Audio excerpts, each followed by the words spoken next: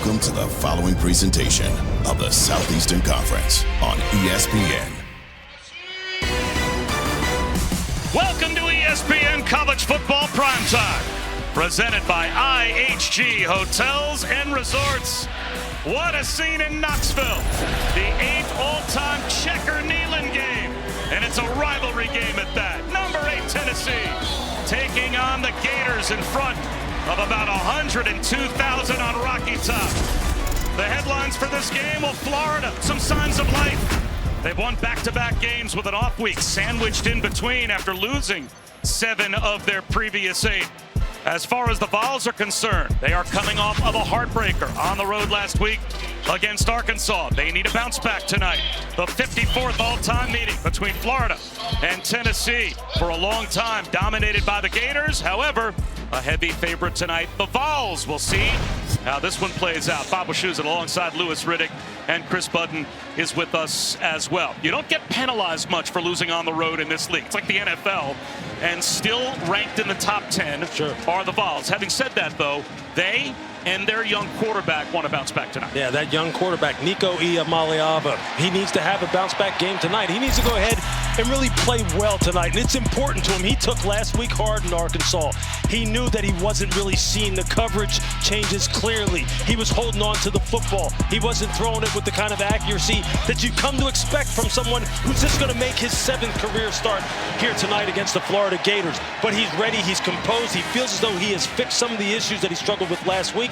The coaching staff expects him to bounce back in a big way. There are not many scenes that are better than this. Soak it in. A Saturday night under the lights. A checker-kneeling game here in Rocky Top.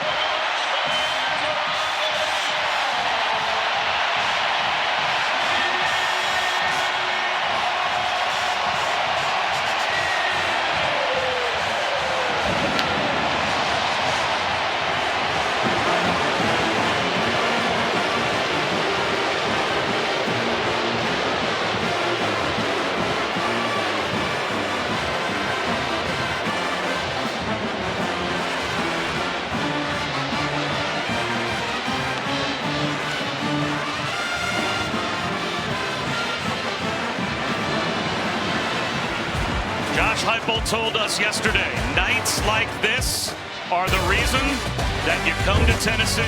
When you're in the middle of all of it, you see why. It's a real rivalry game, and we'll kick it off in a moment. Welcome back to Neyland, and welcome back to the SEC on ESPN. It is game time. Florida won the toss and deferred, so it'll be the Vols with the football. Bob Wischusen, Lewis Riddick upstairs. Chris Budden is downstairs. And Chris, if you're going to lighten things up for your young quarterback, lean on the run game. That's what the Vols will certainly want to do tonight. Absolutely. And their main running back, Dylan Sampson, is the voice of this locker room. And he challenged the team right after that loss in Fayetteville. He said, we played lackadaisical during the bye week. We just took teams for granted. And you cannot do that in this league. By the time they got to Monday, the message was more positive. He spoke to the team again. He said, listen, the good news is this is the exact same team before we left for Fayetteville. Let's not let one become 2, guys. We will see how that response registers tonight. It'll be a touchback to begin. And Lewis, your eyes go immediately where with Iamaleava and how his response surrounds and calms this offense? Well, number one, as it pertains to Nico himself, just how quickly is he playing, Bob? How sure is he in terms of his reads? Is he getting the ball out of his hands quickly? Is he holding it for a beat or 2? And a lot of that's going to have to do with, 1, the protection that he gets, and 2, are his wide receivers able to get open and create some separation for him. So let's just see how fast he's able to play and get that ball out. There were some injury concerns last week as well with Squirrel White and Brew McCoy, but they are both okay to go tonight, and that certainly will help Iamaleava to throw on first down. And he is already 1 for 1. Squirrel White, a slide and catch for a first down and a gain of 14. There you go. Run a little play action, get him out on the perimeter, change the launch point, get the ball out of your hands fast. They worked on it hard in practice. Speaking of fast, that is exactly the way they play. But no gain on the first running play to Dylan's first tackle. Yeah, winning the line of scrimmage for Florida is something that's going to be critical for them, run game and rushing the passer. They try it again with Sampson. And this time a little more success. He's got 4, so here's the first third down as Jordan Castell made the stop. This is where you're going to really see whether Nico really has right now really calmed himself down. He can read the coverage rotation pre-snap. Then when he gets the ball in the gun and he gets his eyes back up, does he see it post-snap? And then just decisive, let it rip. 2 receivers stacked to either side. Here comes a blitz off the edge. Iamaleava, well protected, finds the crosser and Squirrel White. Catch and run for a first down. Nice job by Iamaleava. He wanted to come down here to the bottom of the screen and then picked up Squirrel White running that deep dig. Nice execution. They keep it up tempo, breaking a tackle to Sampson. Speed to the edge. Dives inside the 30 down to about the 26.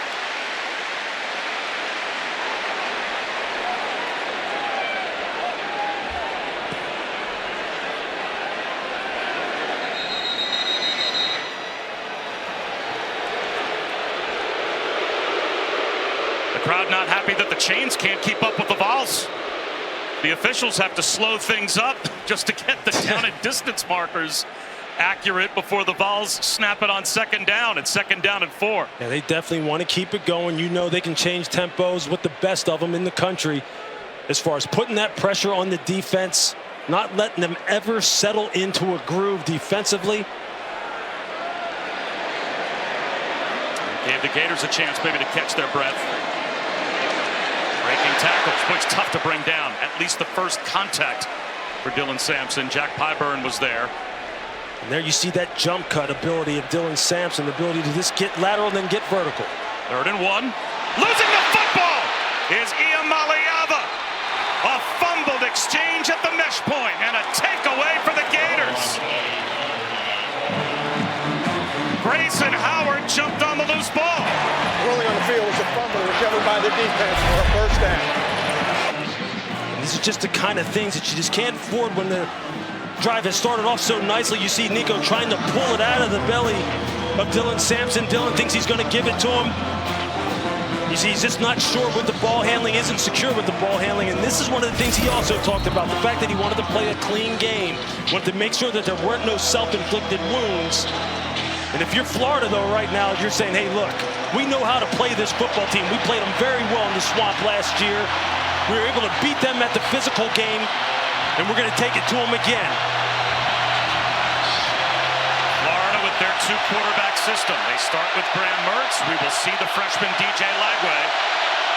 It's been the first 2 drives for Mertz. Then they go to Lagway, back to Mertz for 2 drives. At least that's been the recent recipe for success. There's a quick slant, and already Mertz is 1 for 1 to Elijah Badger. Florida has their full complement of weapons on the outside now with the return of Trey Wilson, Aiden Mizell healthy, Elijah Badger.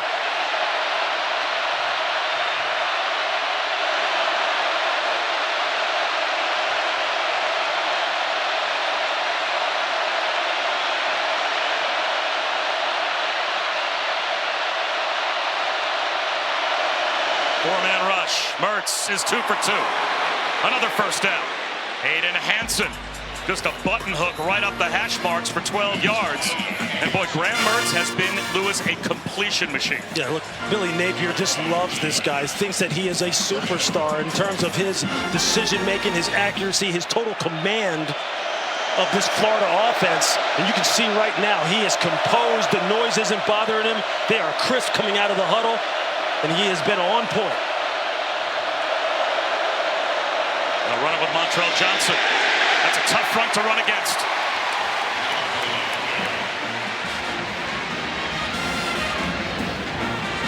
Josh Josephs made the stop. This Tennessee defensive front is as good as they come. They have got some studs up front.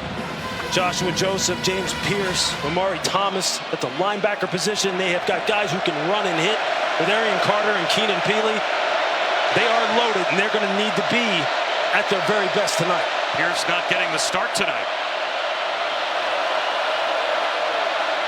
Empty backfield, second down and long. 5-man rush. Mertz escapes the pocket, heaves it to the sideline, just throws it away.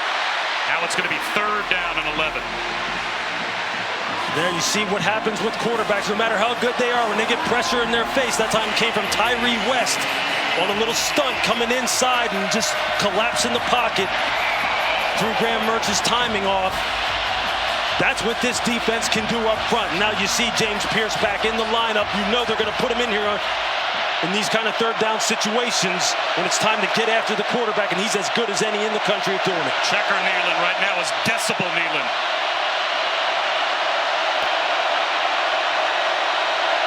Four-man rush. Mertz over the middle, reaching back to haul it in, but well short of the first down line to gain is Arliss Boardingham, the tight end. It's at least 4 yards shy, so now it's 4th and 4 inside the 45-yard line, and we have an injured ball.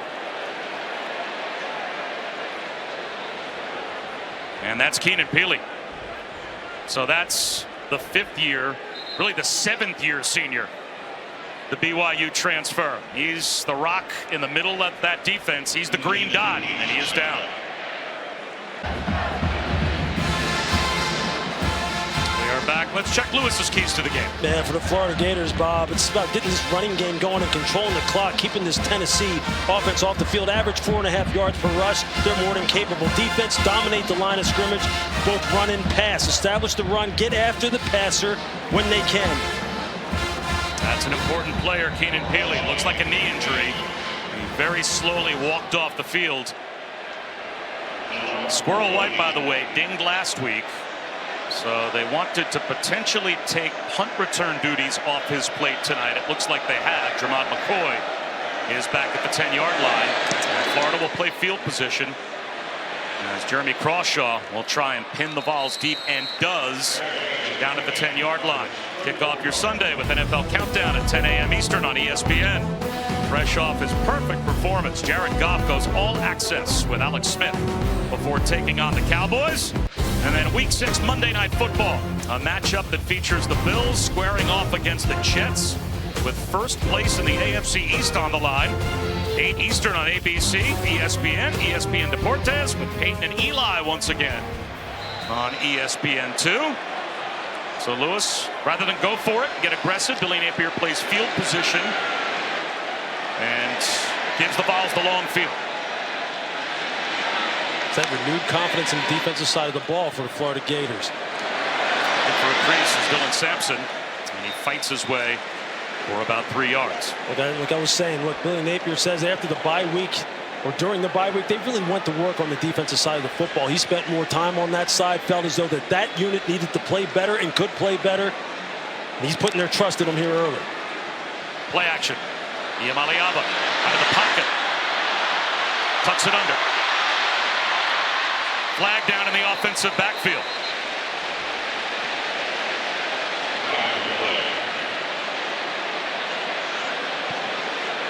How does that argument usually turn out? Holding. Offense number 74. After this is still going. We play second down. They got the right tackle, John Campbell Jr., and you're going to see him right here on your screen. Starting to lose the rusher. And as the quarterback starts to break the pocket, that's what happens. A lot of times, offensive tackles get their hands high and up on the pads of the pass rusher. That time it was Cameron James, number 24. And these tackles are under the gun now for Tennessee here tonight. They have the spotlight on them because they didn't play very well last week in Fayetteville against the Arkansas Razorbacks. Gave up a lot of pressures. The pocket was just not secure. And they need to play better tonight. Going down inside the 5-yard line, fighting his way to the 5. At best is Sampson. Ryan Taylor. Good penetration to bring down Sampson. Now it's third down and long, 3rd and 15 from the 5. Again, you're seeing that defensive front really get after it right now as far as their ability to get off the ball and play with physicality. It's the key to the game for them. Win the line of scrimmage. And they're going to run it again and play conservative. The crowd doesn't like it. Dylan Sampson gets 2, just trying to buy some room for the punt group. And the decision by Billy Napier to play field position and punt it down at the 10-yard line works perfectly. And now it will be Jackson Ross kicking it from the end zone. As you can see, they want to put this ball in the hands of the redshirt freshman Ia Maliaba. They want to make sure that he can prove to them that he has kind of answered some of the questions that we have of him after last week's game in Arkansas. Line drive kick. DK. Fair catch right at midfield. No score. 8:06 to go in the first.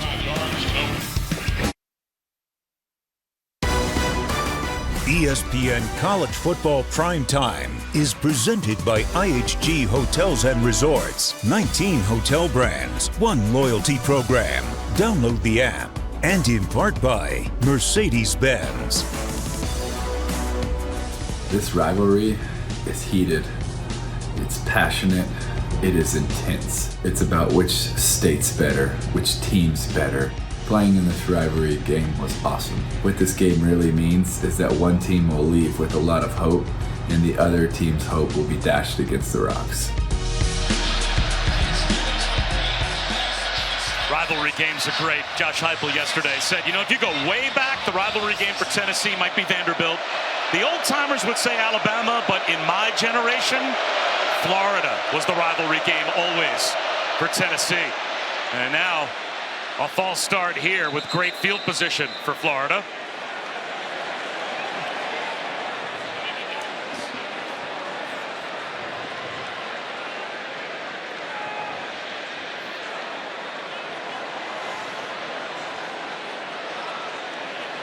So the crew's sorting out who this penalty is against.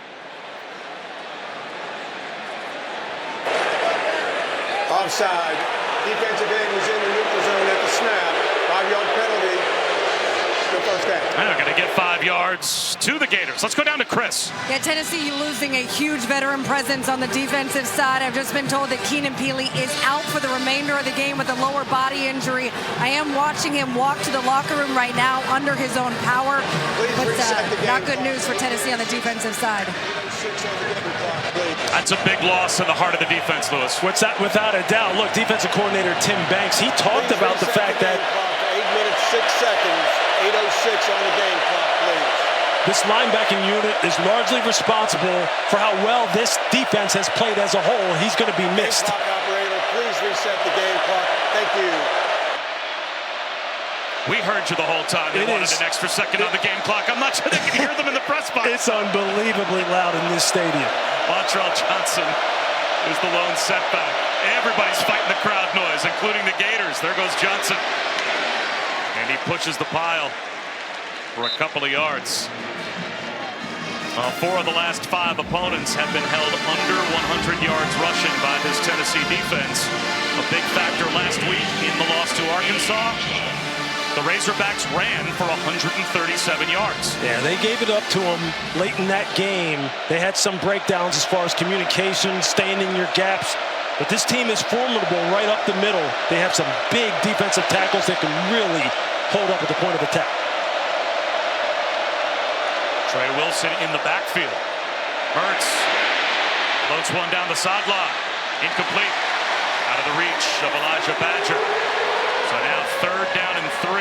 And you know they desperately like to pay off the great field position that their special teams and defense created for them. And here when you're in plus territory, when you're on the opponent's side of the 50, on the road, your defense is playing well. You do want to go ahead and convert this 1st down. You got to get it to your playmakers. We haven't heard from Chimere DK yet, the transfer from Wisconsin. You see they got a little bit of a condensed formation, expecting man-to-man coverage. Hurts. He's going to run for it. Dives and gets it. 1st down scramble for Graham Mertz as Ricky Gibson forced him down, but not before he picked it up. And you're going to see here, you're going to see Mertz. He's looking at DK. He's looking his way, but he's covered up. Ricky Gibson has him locked down. And Mertz, do not underestimate his athletic ability. He can make plays with his legs. He can throw off platform, get outside the pocket. Look, head coach Billy Napier, he loves this quarterback situation. The fans may not love it with this rotation, but he's comfortable with it. Zell and Wilson in the slot right. Those are the two wide receivers they've gotten back. And those are difference makers, especially Trey Wilson in the slot. They can fly, Bob. These guys can get down the field. The clock was winding down. To the short side is Montrell Johnson, and he has run out after a gain of only a yard. Gibson and Arion Carter. The sophomore linebacker who played running back in high school was not really highly recruited. And they've really been amazed at how he has, with football IQ, taken to the position of linebacker at this level. Look, when you throw on the tape of this young man, you can see that football IQ. He is off the spot in an absolute hurry, and he will make a ton of tackles, especially now that Keenan Peely is out for the game.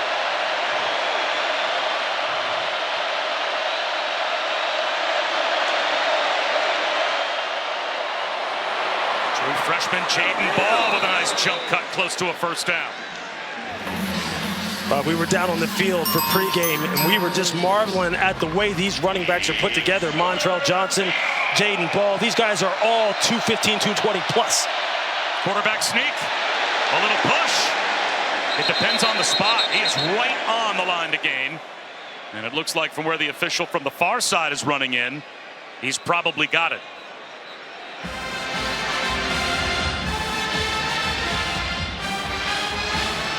First down without measurement. We got another injury. And Elijah Simmons, it looks like, is down. So that's two starters for Tennessee in their front seven. They've already lost Keenan Peely, and now Simmons is down.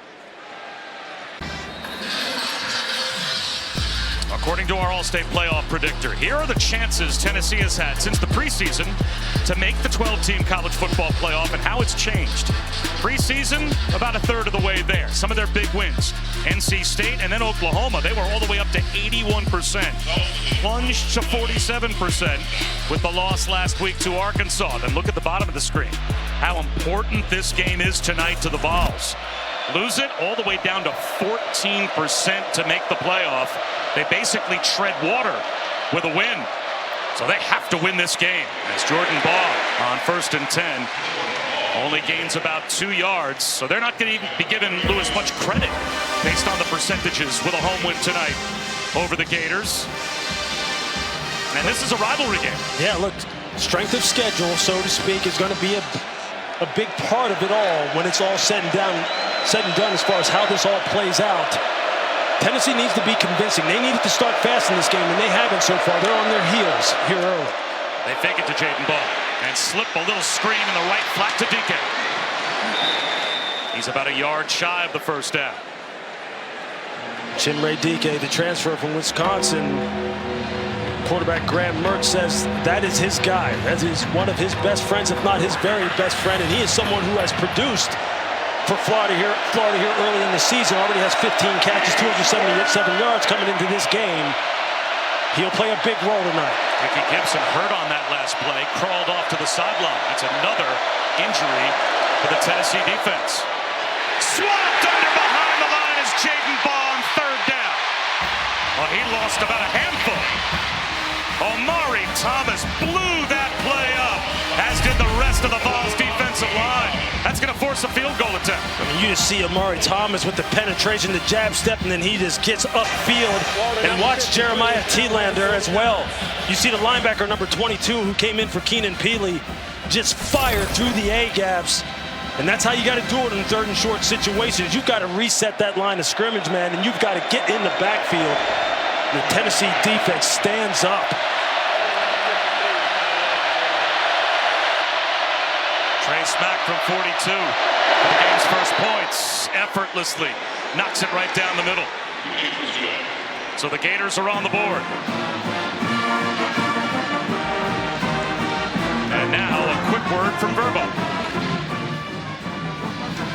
Defenses so far have been stingy, and that really showed in the... Look, if you want a house without a host, you should have booked a Verbo. Like I was saying, both teams have really good defenses, and it really showed in the second half. What a scene. How great is this? Look, When they started playing Rocky Top and the teams were running out and Tennessee ran out, I'm sitting there getting goosebumps. Like, this takes me back to my childhood. This is what college football is all about. If you could see, folks, what we're seeing from our vantage point right now, the colors, the spotlights there, you see the band on your screen. I mean, there's just so much pageantry. Number 29 is now wearing 38. Number 0 is now wearing 32. And excitement in this town. I mean, this is big time. Big time SEC football on a Saturday night. When I talk about calling live games being the pinnacle of broadcasting, Bob, this is pretty darn good right here. They had a bunch of recruits down on the sideline, did Tennessee.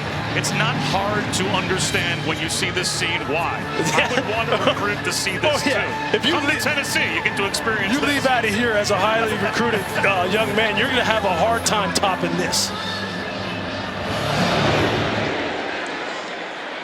It'll be a touchback, our first opportunity to check in with Matt Barrett.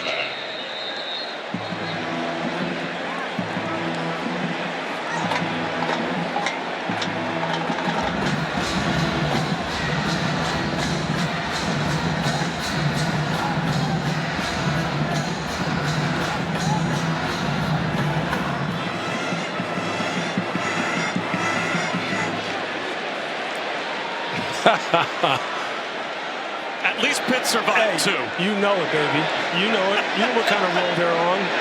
Can't ruin Lewis's night, even with a Penn State survival. Jet sweep. Brew McCoy. You'd think a Penn State survival might make Lewis sad, but nothing can make Lewis sad. Look, I didn't even hear that survival. I didn't even hear that part of what Matt was saying. I know what he was saying. You're not going to bait me, dude. I get it.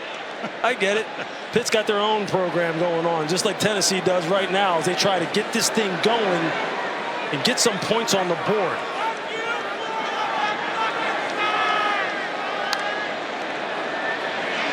Sean Bishop drags a couple of tacklers. Cam Jackson brings him down a yard short of a first down. Bob, what you're seeing is this defensive front for Florida, the side of the ball again that Billy Napier gave a lot of his attention during their bye week, has really stepped it up. And this time Bishop submarines for a first down and moves the pile. Well, in spite of the fact that they gave up a first down, you're right, Billy Napier said the 3 days that they had of practice during that open date, he said it was like real football, right? And he thinks that was a turning point for their defense. Iamaleava has to escape the pocket again. Out on the edge, there he goes, flag down. He's across the 50. The crowd loves the run. We'll see if it comes back. And the offensive line with shoulders slumped tells the story. Holding. Offense number 53. 10-yard penalty. Replay first down. You see they're going to get transferred. Lance Hurd right here, the left tackle, number 53. Again, those tackles that were under fire after last week's performance in Arkansas. You see again, when the hands get high on the shoulder pads and they start to lose control of the defender, that's the natural instinctive reaction, is to grab. And those are the kind of things that just drive Josh Heupel and all head coaches nuts, because those are the things you can control. And you can't have self-inflicted wounds in a highly contested SEC matchup like this.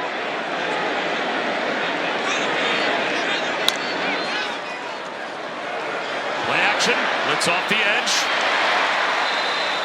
There's Brazel, his first catch.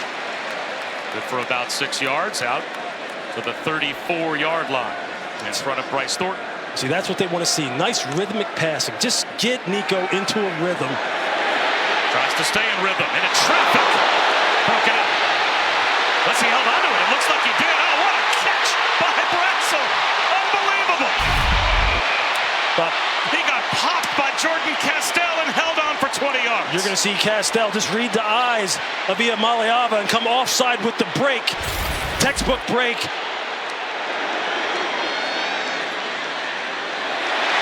Squirrel White down the sideline. Another first down for Tennessee. See, this is what Josh Heupel wanted to see. Now they're into a groove. Now the quarterback is starting to see it clearly. He's letting go of the ball, trying to throw with anticipation. Another play action fake. This time he goes down. The pocket collapses.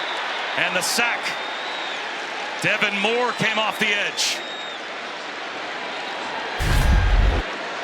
That's what Florida wants. They want to make Nico hits with the football. You're going to see it here. He wants to let it go now. He has to pull it down. His eyes come down. And now that's when the pass rush for Florida can go to work. And Jaden Robinson got home.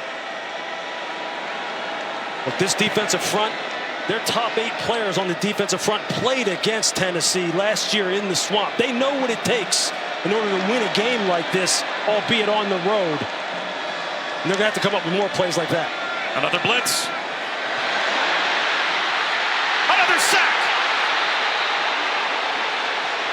Tyreek Sapp will end the quarter with back-to-back sacks for the Gators. This is the end of the first quarter. 3-0 Florida, and their defense changing the game. Coach, your defense has held them. They get that sack there. What's allowed them to be able to hold Tennessee's offense in that first quarter? Well, we got to play the normal downs well to create some passing situations so we can go pressure the guy, right? So we've done a good job creating some TFLs. We tackle well on the perimeter. And then when we got them in the passing downs, we've been able to finish on the quarterback. I appreciate it. Thank you. Thank you. When Tennessee has given Iamaleava time, he's 5 of 5, 79 yards, and they've had a couple of long drives. One they turned it over, and this one back-to-back sacks to end the quarter. Short-circuited out near midfield. Now 3rd and 26.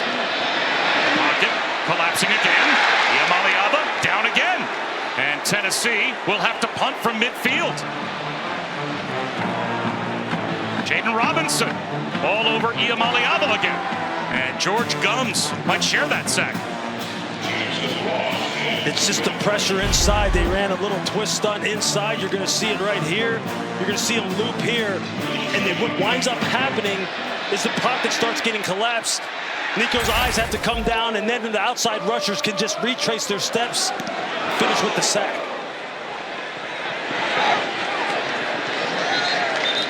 Jim Dike with the fair catch at the 10-yard line. Let's take a look at this week's college football rankings brought to you by Capital One. How big is this week? How big is every week in college football?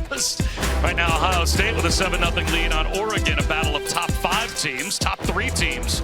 At that point, how about Alabama surviving against South Carolina in that wild one earlier today by 2? You can take nothing for granted this season. You have to watch all of these games, and you have to watch them to the very end. And I'll tell you what, you better watch this game to the very end, because I tell you, this young man running onto the field right now, number 2, DJ Lagway, he is a human highlight reel. He is big, he's strong, he's fast, he throws a beautiful football.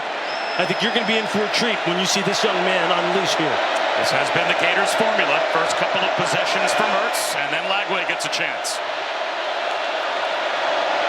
He'll hand the first one off, and right up the gut, Montrell Johnson.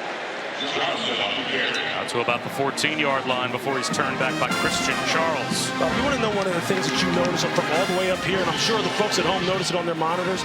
Do you see these young men, how they are playing with physical? I mean, these guys are flying. These guys are hitting. This is big-time college football, folks. It is so noticeable. It's jumping off the screen at you.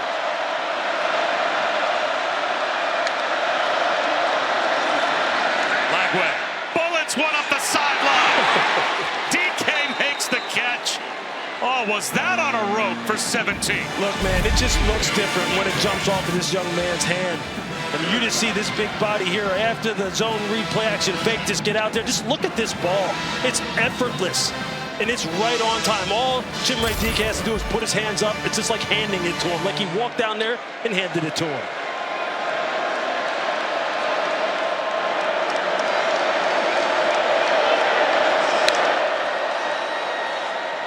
Another handoff. And a good run at that for Montrell Johnson. Chris, why does this 2-quarterback system with these 2 guys work? It's the relationship between the 2 of them. When we met with Mertz yesterday, he said he's been shocked by DJ's humility at his age. Mertz said, when I was a young quarterback, all I really wanted was the older guys to help me out. So I tried to do that for him, because at the end of the day, he makes our team better, and that's what matters. And Mertz embracing the role as the tutor, and Lagway being so willing to be tutored. It's rare. And there goes Johnson. He's got a first down. And Lewis, I was struck when Graham Mertz told us they're roommates on the road. Yeah. You know, like Graham Mertz said, Shamir Adike is my best friend. Someday he will be the best man at my wedding, right? We are that tight. Sure. He's the best man at my wedding, right? So we're that close. And yet that's not his roommate on the road. He has taken DJ Lagway and said, you be my roommate on the road. Let's have that kind of a relationship and spend that kind of time together. So that ego pull of I'm the starter, I'm protecting my job. You're the young pup and I'm going to keep you at arm's length. That doesn't really exist between these two at all. Yeah, it's something that really surprises you in today's day and age in the NIL era, where when players don't get what they want, if maybe they are in a 2-quarterback system and maybe not getting the reps that they want, they would be in the transfer portal quickly.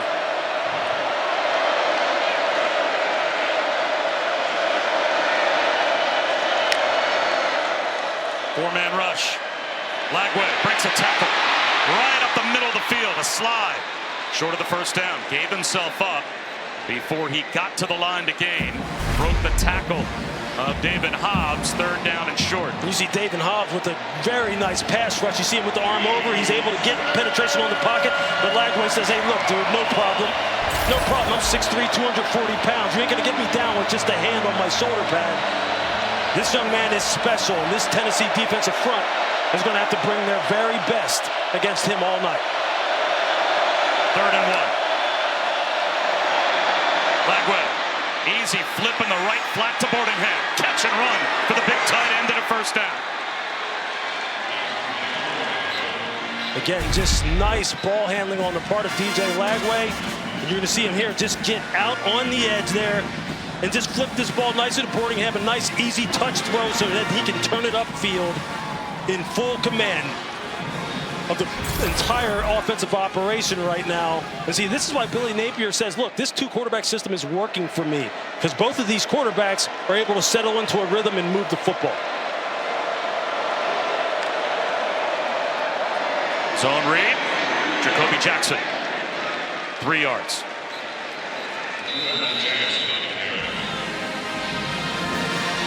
In the same formula that they used a year ago. They want to be physical up front, attack the edges, run the football downhill, get these big backs going north and south. Jacoby Jackson, the smallest of the three, who you'll see at 208 pounds.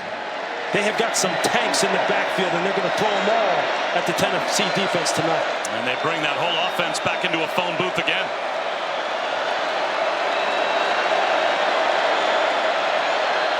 Check with me from Lagway. That's a broken play in the backfield. Lagway turned and bumped right into Jacoby Jackson. That play was stopped before it got started. They lost 2.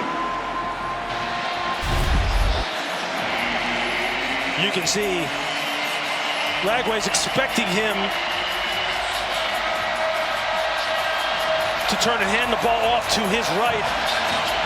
And Jacoby Jackson's thinking, look, he's going to run the counter to his left, and they just bump into one another. Again, it's loud, it's raucous here. This is one of these situations where you can have some miscommunication. Timeout's going to be called from the sideline by Coach Napier. Florida, they're first. So they will talk over before third down and 9. ESPN College Football Primetime, presented by IHG Hotels and Resorts, is brought to you by Burger King, You Rule, and the new 2025 Hyundai Tucson Hybrid. The 8th all-time Checker Neyland game, 102,000. It's pretty simple. They have a website. You go to the website, put in your section, and they tell you wear white or wear orange. Follow the instructions. And we get this look, one of the great looks in all of sports after the Florida timeout. Let's see, Lewis, how they handle third down. Lagway, screen out to the edge. Montrell Johnson, I think he might have a first down. Right at the line to gain. Where did they spot it? It is very close. It's a big-time individual effort by Montrell Johnson. You see they have 2 blockers out there on the edge for him. And they're just going to get the ball out to him quickly, and then he's just got to get the ball north and south. As you see Bordenham and Elijah Badger out there lead blocking for him. He just puts his shoulder pads down and fights for the extra yardage. And I talked about these running backs and how these guys are tough to bring down. Their lower bodies are put together. Johnson, number 1 at 218 pounds. Jaden Ball, 227. Well, those chains are no more than about 3 paces away from the football. They still have to bring them out to measure. Billy Napier was confident. He signaled first down. He spoke too soon. So now a 4th and inches call for Florida in the red zone. The replay booth is weighing in as well to make sure it's an accurate spot. Where was the football when Montrell Johnson went down? Looking at the replay, I thought he had it. I thought his knee wasn't down and that ball had broken the line of the game. That's a tough spot, man. I mean, I don't know how you judge that considering how fast all that happens, but what a great individual effort by Montrell Johnson. Here come the big bodies. And there is no doubt about it. If they stick with this spot and keep this 4th and inches, Florida's going for it. Well, Bob, you got a 240-pound quarterback. And a 216-pound tailback right behind him or right next to him, maybe to help push.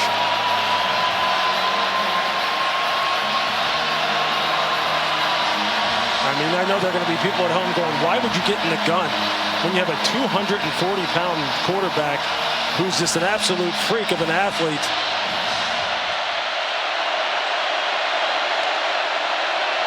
They're going to try to get it with speed. Trey Wilson brought down. Ricky Gibson.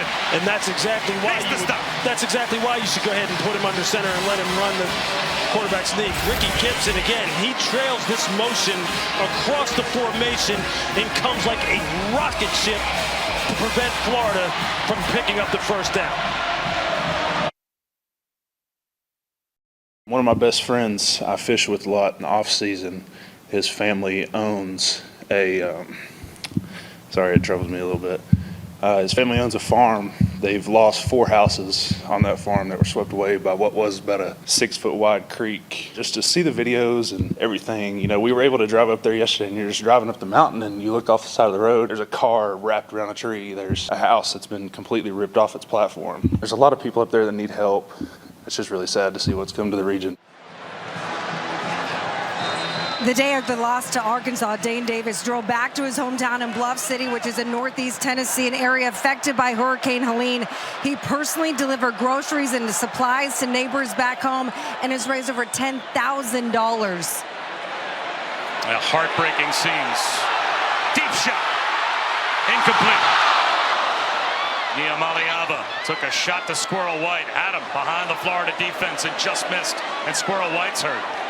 He's going to have to come off. And you saw Squirrel White. He got behind the secondary, man. He was rolling. And as you see, Niamaliava just roll to his left, a little half roll. And he's able to get down the middle of the field. He just puts this on him in 6. Because he was behind Jordan Castell, number 14, who came into your screen late. Big missed opportunity coming right out of the gate here.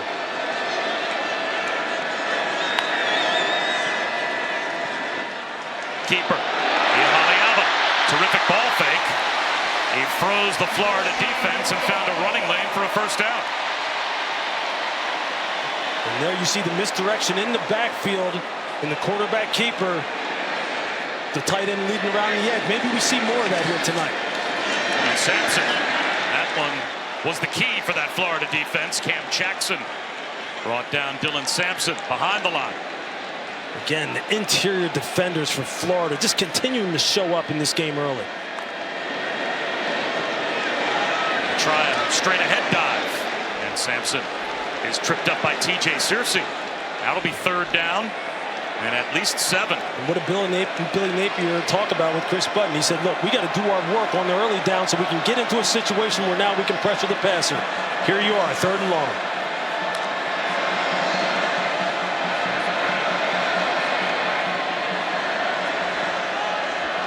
We'll look over, and will there be a Florida adjustment? You're bringing pressure here, you're dropping out.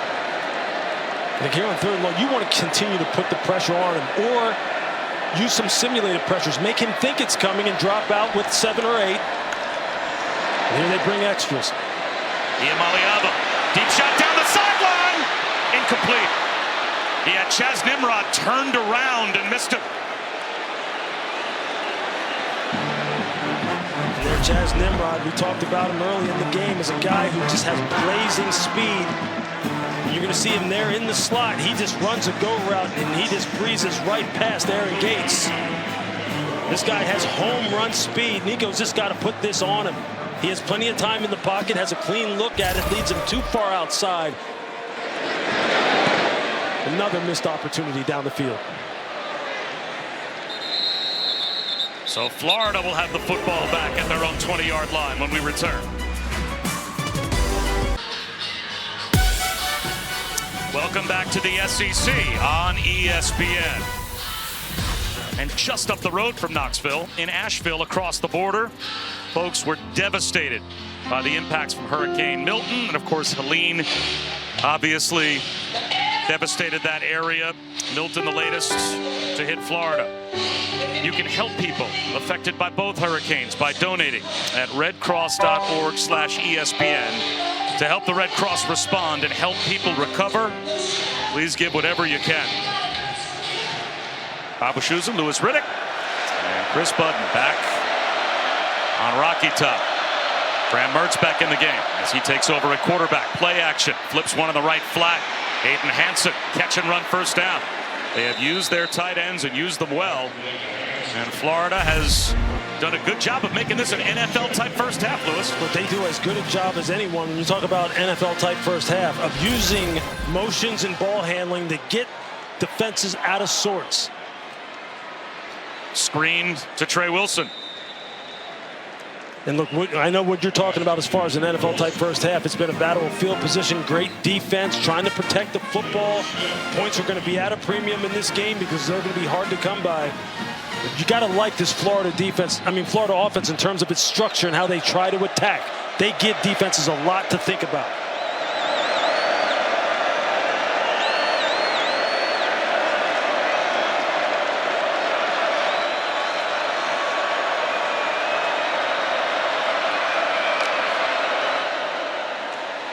There's a crease. Oh, that run from Montrell Johnson. Oh, did he finish with authority to the 38-yard line? A gain of 23, and he knows it. I mean, you just see the double teams at the point of attack. Just look at it all here inside. Look at how they're able to get movement from both the interior defenders, wall them off, get pushed at the point of attack. Look, I could run through that hole. It may not have been as successful, but I can do that. Another shot inside the 25-yard line. Another tight end catch for Arliss Boardingham in front of Andre Turrentine, who got run over by Montrell Johnson on the last play. 18 more, and with the lead, Florida in the red zone. There you see the effects of play action. You're running the ball effectively, you're going to have some passing windows open when you use play action. There's a perfect example. Johnson breaks a tackle inside the 15, down to about the 14, maybe the 13-yard line before he finally is finished off after a gain of 7. You see just how strong he is. Like Joshua Josephs, the defensive end for Tennessee, had him in his grasp. He just runs right through those arm tackles. You are not going to get these Florida backs down easily.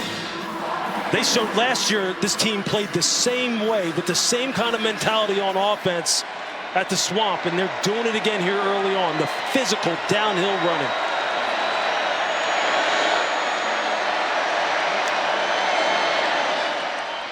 Another handoff to the workhorse. He's inside the 5. Johnson at the goal line, just short of the end zone. And Florida wants to go quickly. They want to get right back up to the line of scrimmage. They're just blowing them off the ball. You see them. They are just getting people on skates, getting their shoulders turned. And Montrell Johnson, he will finish just like 13 Jaden Ball, just like Jacoby Jackson. Please reset the game clock to 3 minutes, 44 seconds. 3:44 on the game clock, please. Thank you. Omar Norman Lott is injured. Or Florida was ready to run right back up to the line of scrimmage and snap the ball from inside the 1-yard line. That's an important player, though, for the Tennessee defense, and they've lost several. Again, they lost their inside linebacker, Keenan Peely, for the rest of the night with an apparent knee injury early in the first quarter. Well, the Lynx won a Game 1 overtime thriller Thursday night. We'll have Game 2 of the best-of-5 WNBA Finals between Minnesota and the New York Liberty tomorrow afternoon, 3 Eastern on ABC and the app.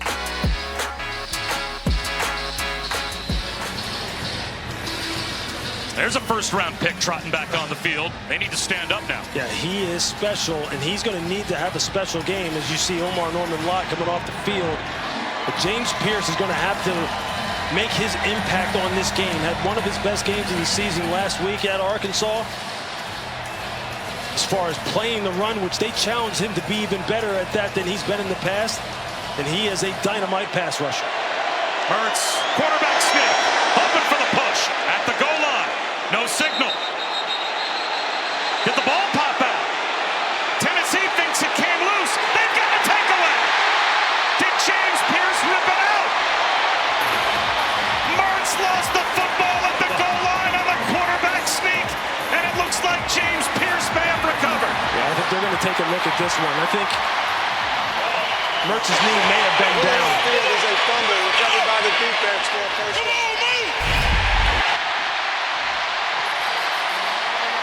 Get another look at it here. You can see Mertz just fighting. Please reset the game clock. Maybe his knee was off the ground. That's a little bit different angle. Is that shin down?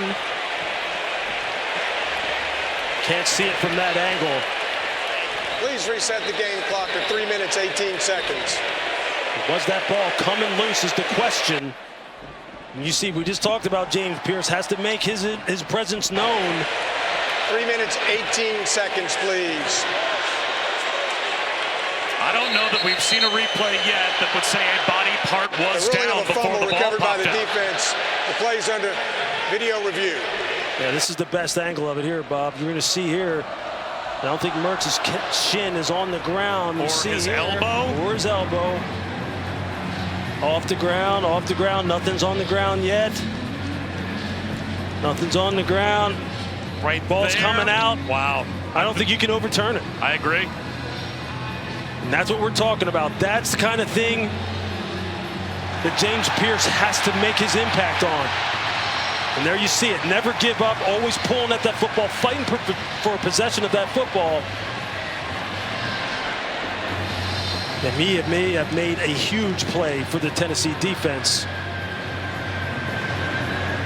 here late in the second quarter. Well, Tennessee went right down the field on their first possession and then fumbled on an exchange between Iamaleava and Dylan Sampson. So we have seen a couple of big fumbles take points potentially off the board for both teams. This is a 3-0 game where there have been opportunities for both teams to put points on the board and miss. Weird things happen in rivalry football games in college football. After video review, the ruling on the field stands. First down, Tennessee. So Tennessee gets the takeaway. The forced fumble at the goal line by James Pierce Jr. rips it away from Mertz. And they will start 99.5 yards away from the opposite goal line. But they hold Florida out of the end zone. Yeah, that's a big-time play by a big-time playmaker. And now as you see Josh Heupel on your screen, he's got to make sure he manages this situation correctly with his young quarterback. They are backed up, and this Florida defensive front has been getting after it. Be sure with your ball handling, no turnovers, be clean down here. Deshaun Bishop, breathing room, and then some. Out to about the 6-yard line.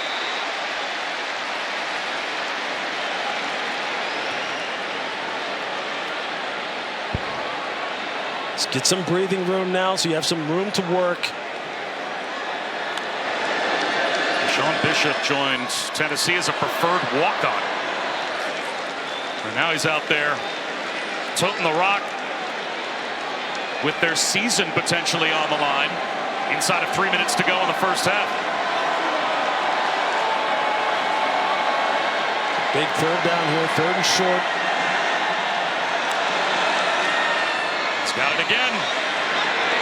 Graham crawls. Close to a 1st down. Looks like he's short. And if so, with 2:29 to go, you wonder if the Gators might call a timeout, save some time for their offense. I think they will. Well, Bobby, you talked about it. We brought it up numerous different times. This is a pro-style game. Reset the game clock to 2 minutes, 28 seconds.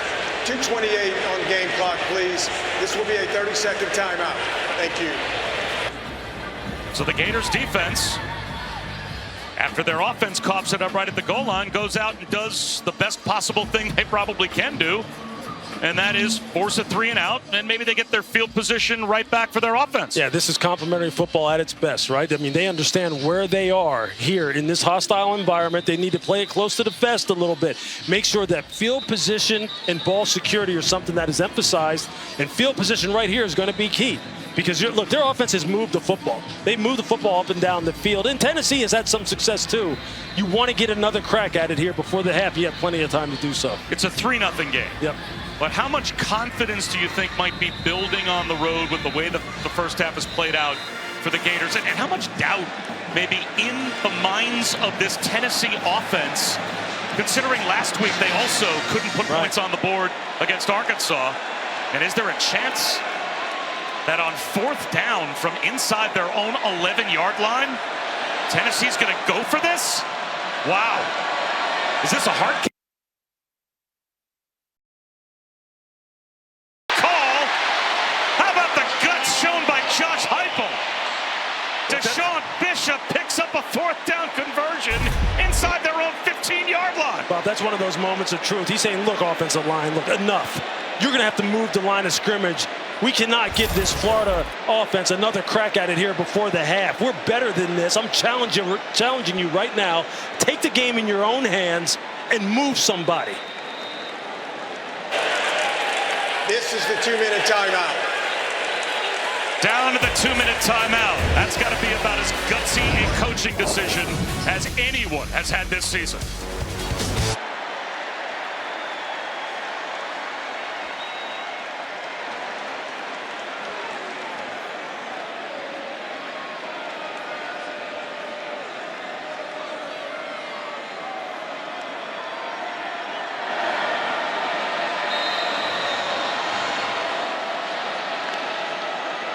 Well, Matty, after Tennessee goes for it on 4th down from their own 11-yard line, they've got a fresh set of downs at their own 15. Iamaleava, a middle screen, and it goes nowhere. Let's check in with Chris Button. Bob, after that 3rd down play, Nico Iamaleava looked right at Josh Heupel, pointed to his chest, and he said, let's do it. The punt crew was not even near. They were going to go for it that entire time. Wow, that's still a very, very bold button to push.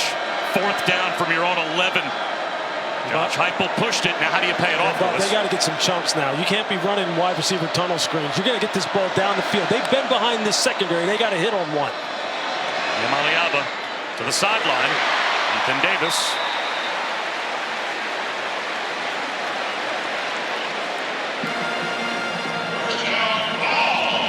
That's a 1st down. And it stops the clock with 1:22 to go. And you see Florida playing that too high look that we talk about all the time, 2 safeties deep. And now you see they're trying to spread them out, see if they can get somebody one-on-one down the field. Pass protection is there, but an interception is thrown by Iamaleava. It is picked off by Sharif Denson. The takeaway by the Gators, and they're back in business. Plenty of time on the clock, and they've got a timeout.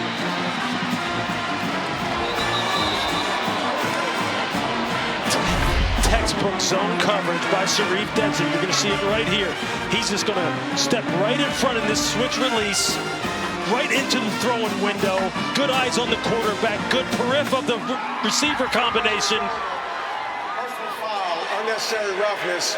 Offense number 74. Half the distance to the goal. 1st down.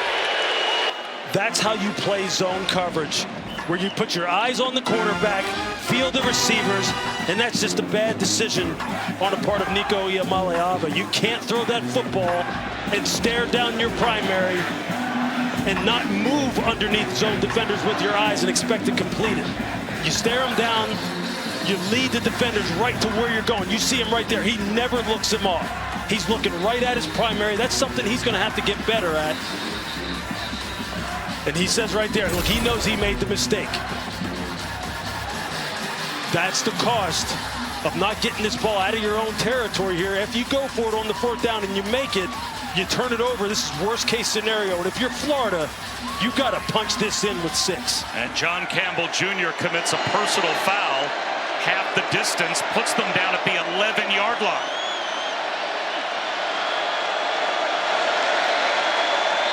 Hurts fumbled at the goal line to give Tennessee the ball back.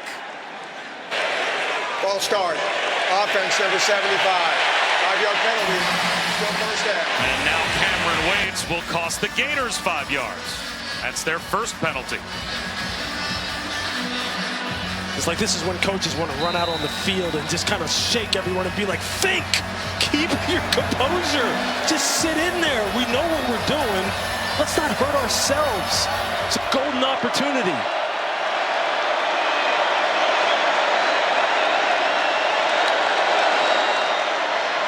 Swing pass, incomplete through the hands of Montrell Johnson.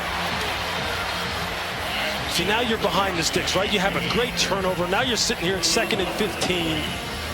And it's just one of those situations where now, like, you're kind of behind it. Now the field is condensed anyway. It's hard to move the ball down here, especially when you're talking about throwing it. You ideally want to run the football down in here because there's just not a whole lot of room to work.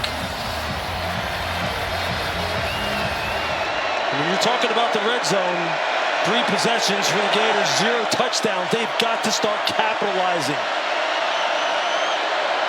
And Billy Napier is upset and has to call a timeout. Timeout. Florida, their 3rd and final. It'll be 30 seconds. You're calling a timeout there with the clock stopped. See, you want to save that timeout if you can. Who knows game management-wise how you might be able to use it. And he had to call it angrily with the clock stopped. He's not happy with his team and how they were lined up. And this was one of the things he talked to us about. Look, he wanted the operation to be cleaner. And he said that they worked on that during the bye week as well, that they were hurting themselves. Just from coach to player communications, making sure that the substitutions were correct and making sure everything was smooth. When you call timeouts in this situation, what you're telling the coaches is this is not good enough still. A prime opportunity here. It has to be a smoother operation. And for all intent and purposes, Lewis, this is 2nd down and goal. I mean, 2nd and 15 from the 16. They could get a first down inside the 1. But this is really almost a goal-to-go situation all the way back at the 16-yard line.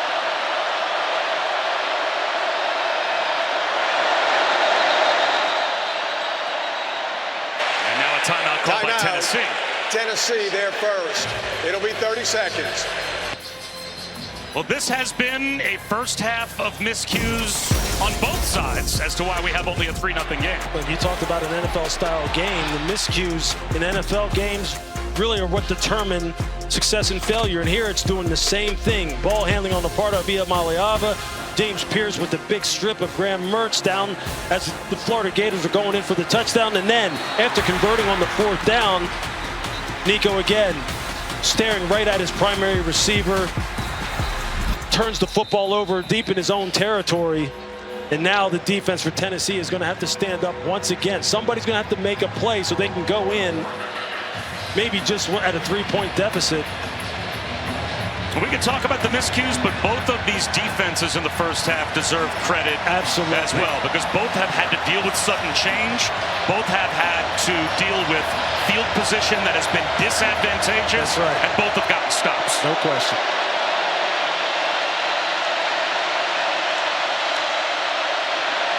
Hurts. There's the tunnel screen, but again, it goes nowhere. Trey Wilson brought down after a gain of a yard by Boo Carter.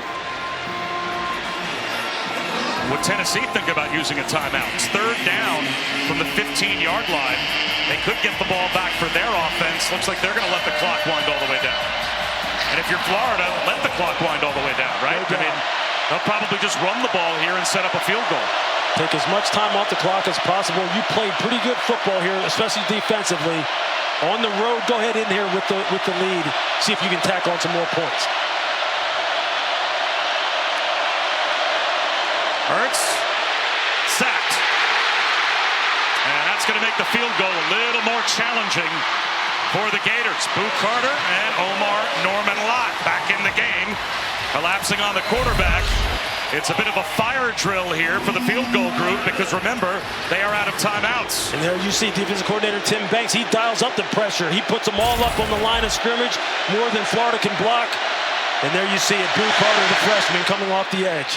Trey Smack with a flag down, knocks it through from 43. But we'll have to check the penalty marker.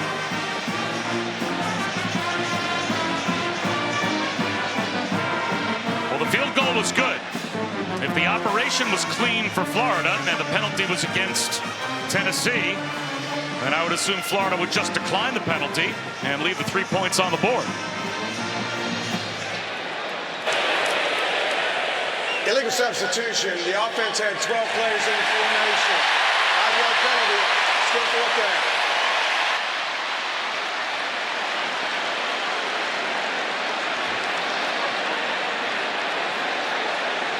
You see it, they just had one too many people.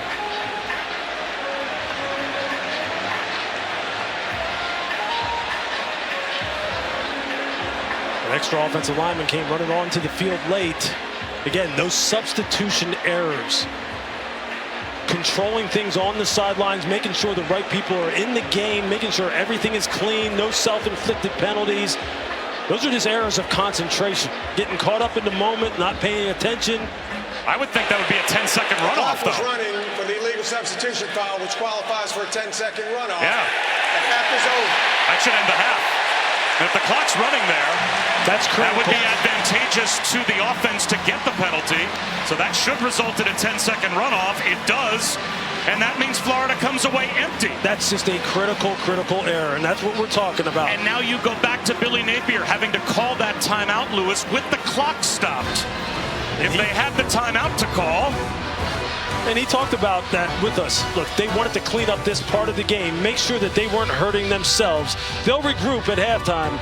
But wow, what a wasted opportunity for the Gators. Halftime report, back to Matt.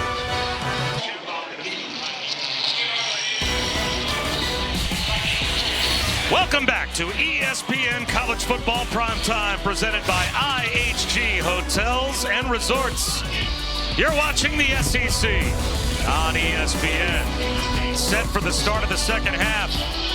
There could have been many more points on the board, both ways in the first half. Tennessee and Florida set for the third quarter. The Gators with a 3-0 lead in this rivalry game. Bob Wischusen here with Lewis Riddick. Chris Budden is with us as well. Well, you asked the question in the open for a young quarterback, Nico Iamaleava. Would he settle down after the up-and-down performance last week at Arkansas? What'd you see in the first half? Look, he started off fine. Look, they really had some nice pass plays going on. He was seeing the ball go through the hoop, to use a basketball analogy, throwing the football with clarity, with accuracy. And then he had the miscue as far as the exchange issues that he had with Dylan Sampson, and that seemed to unrattle him a little bit and really unnerve him some. And then he has the interception where he's staring down the primary receiver. And I think here in the second half, it's going to be important for Josh Heupel to just get him going early again, get him back in that groove. See the ball go through the hoop again. Some nice, easy completions. He's got to hit on some of the big plays down the field. They've been there, and he's been here. This is how the game started for them last week. Got shut out against Arkansas, came out in the second half, ran the football more, and gave themselves a chance to win. Look, Nico's a great young man. He will respond favorably. And Dylan Sampson in the first half, 9 carries, 19 yards. So the run game has not been there to support him either. Deshaun Bishop, 6 carries, 22 yards. He is Tennessee's leading rusher.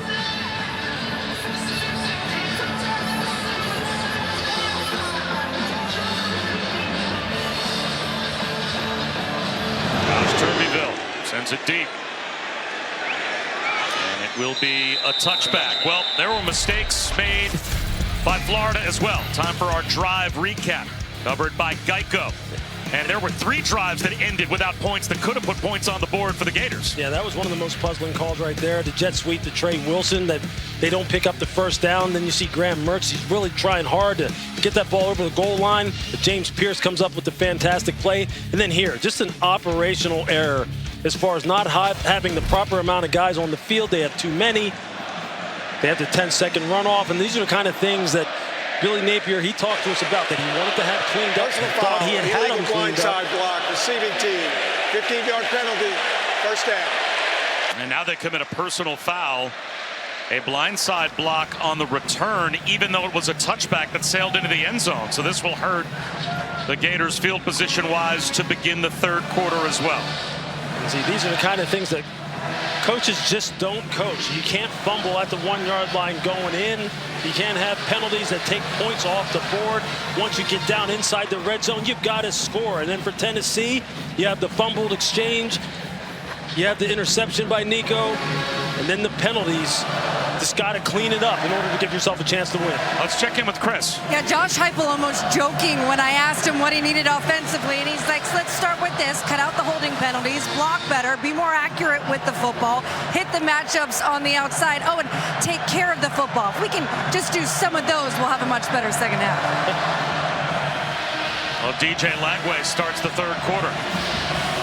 Just for starters, huh, Chris? If we can just take care of some of those.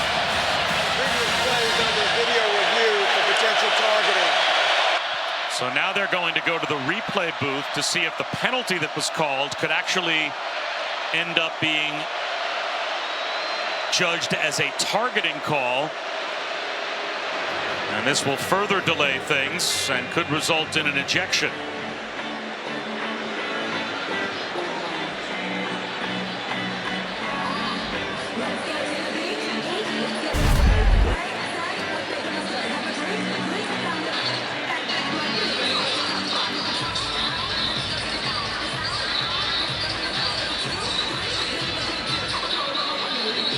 Coming across the formation. That's the blindside block. Are they talking about that one? Okay, there's 2 different ones. Because there's 2 different blindside blocks on the play. Which one are they calling here? There's going to be one here, and there's one here.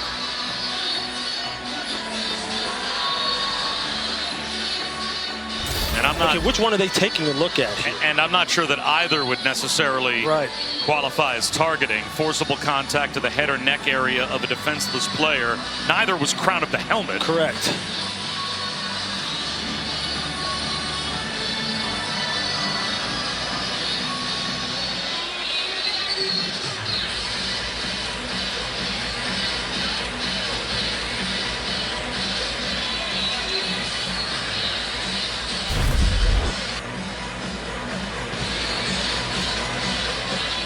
Got it coming in here. And we've got one back here. You have 2 different situations that when we look at it, we could be talking about. There's one, and then you have another one right there. After video review, there is no foul for targeting. However, the personal foul for the illegal blindside block will be enforced. First down. So they'll leave the football half the distance right where it is, just across the 12-yard line, and that's where Florida will begin. And again, DJ Lagway is going to start the third quarter.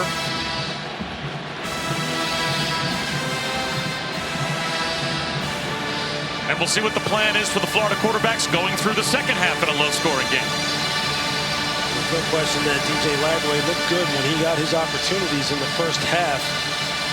You saw the arm strength, you see the mobility in the pocket.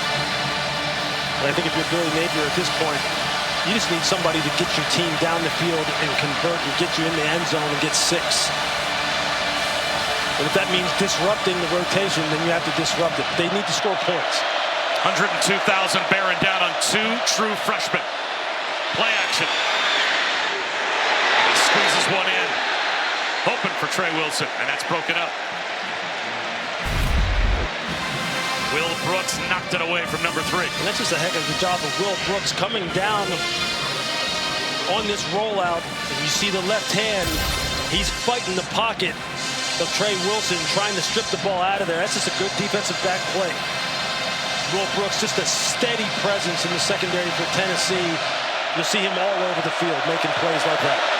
Freshman at quarterback, freshman at tailback.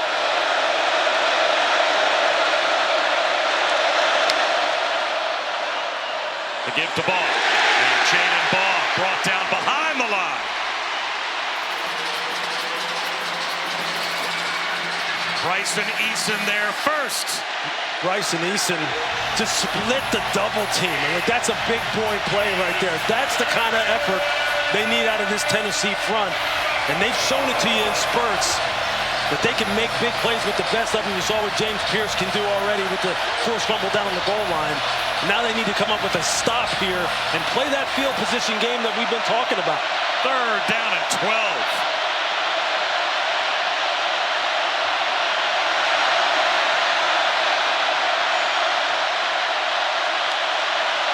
Four-man rush. Lagway. Hit from behind. Down he goes.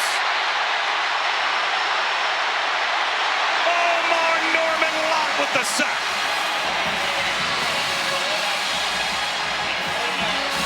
We talked with defensive coordinator Tim Banks about Omar Norman Lott, the fact that he has what they call a twitchy body. And watch him just continue to work on the pass rush. Watch his hands, they never stop moving. Watch, he's fighting, he's pushing, and then he's able to get clean, flatten down the line of scrimmage as DJ tries to work up in the pocket, and he finishes. Guys who can rush on the interior like Omar Norman Lott, those are guys who are going to get chances at the next level in the NFL. You brush the passer like that, you're going to get your name called. The NCAA career active leader in punting is Jeremy Crawshaw, trying to change field position. Jermon McCoy, fair catch, and the crowd was hoping for a return. Not many orange, blue, and white around him, but he made that fair catch, a 52-yard punt from the back of the end zone. Pretty good job from Crawshaw. Well, here are the first half drives for the Vols, and they did not get much work done, really, outside of moving the ball and then turning it over a couple of times. Yeah, they just got to be clean. Once you get down in the red area, you got to make sure that if you're Nico Iamaleava, you just have to be sure with your ball handling in the backfield. Don't lead defenders where you want to throw the football. Use your eyes. Be good with your eyes. He talked about that. Let's see how he starts here in the second half. Sampson to midfield.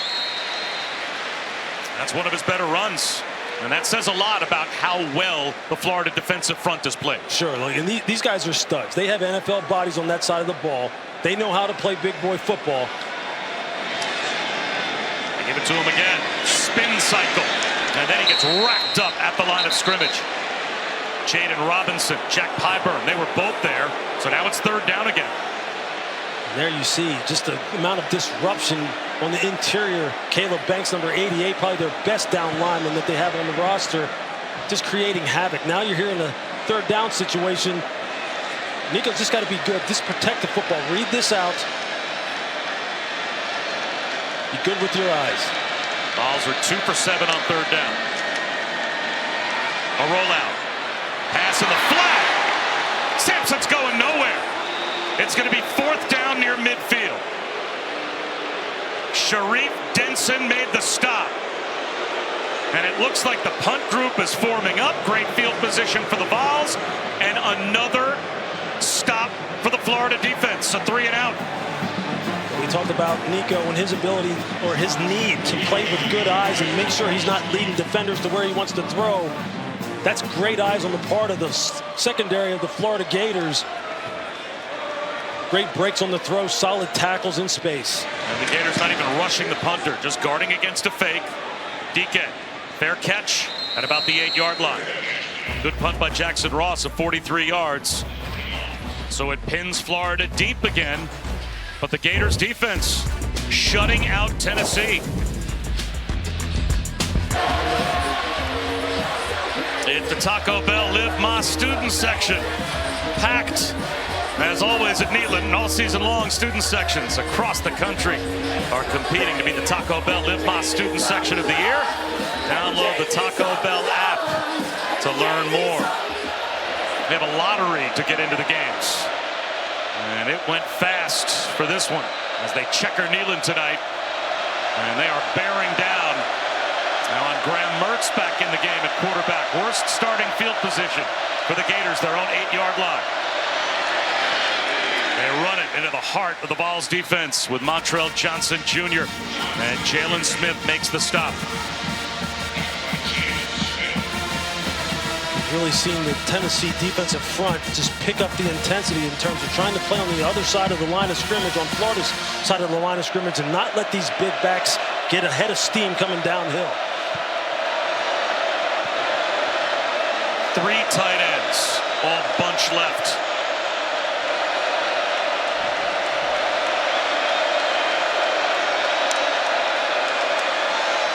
Mertz over the middle, and he finds one of them for a first down. It's Hayden Hansen. So hard to diagnose that bunch set with those tight ends, Lewis, and that time Hayden Hansen fooled them. Yeah, when you're in zone coverage like that, you got to read that out quickly and try and find your match before the quarterback can get the ball out of his hands, meaning that's called zone man matchup. It's zone initially, then you match up man once the route's declared. But you see how quick Graham Mertz is with his decision making. Play action. He's under pressure. Mertz feels it. Across his body, he's got a wide open Dike. Hit from behind, the ball pops out, but it's out of bounds. Safely along the sideline. So Jim Dike, who Graham Mertz said is his best friend, they played 3 years together at Wisconsin before coming together to the Gators. Watch the effect that the ball handling has when you've been running the football effectively. You see how the second level defenders are all up in the line of scrimmage. Look at all that space for Jim Dike to work with. That's the effect of running the football and how play action just helps quarterbacks out.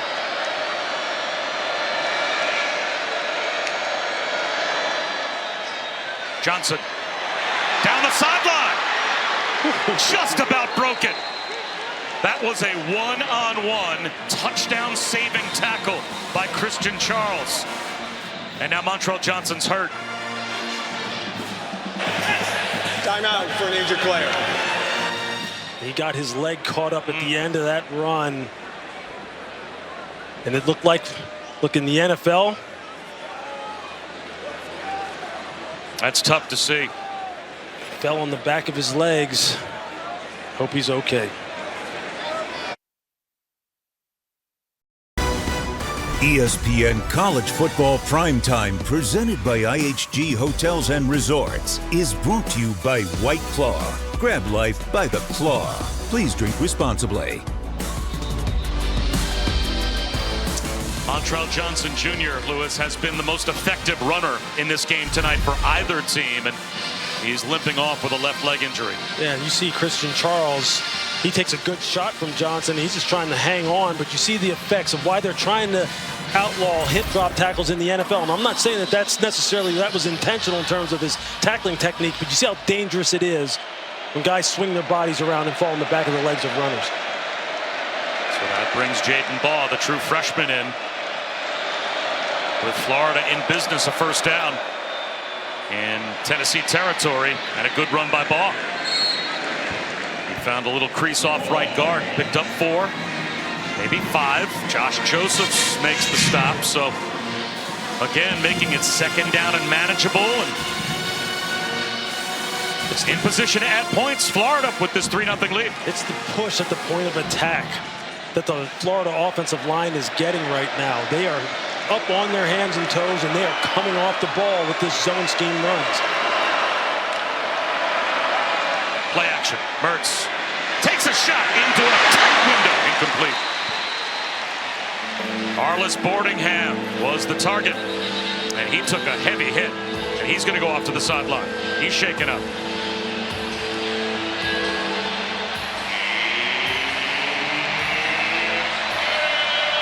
There have been a lot of missed opportunities by both teams tonight, and these the missed opportunities for the Gators. 4 red zone trips, and they only have 3 points on the board. They have moved the ball at will in between the 20s. You see the play-action passing game is really going. The zone, wide zone runs, the inside duo runs that go downhill with a lot of push to point at the attack. They're getting all of them going. It's just when they get down in here, they start to sputter and hurt themselves. 42 seconds. Please reset the game clock to 8:42. They accidentally let the clock run down. Thank you. And that also gives a fresh play clock to the Gators. Third down and a long 4, close to 5.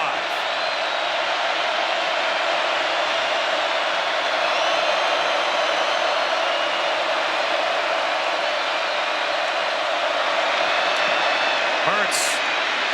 He's going to take off and run. Makes a nice move into the secondary and gets dragged down in the red zone, but easily picks up a first down and then some. 15 yards on the scramble. You see immediately, first read is not there. He pulls it down. He sees that the linebacker, Jeremiah Thielander, had taken away his primary option.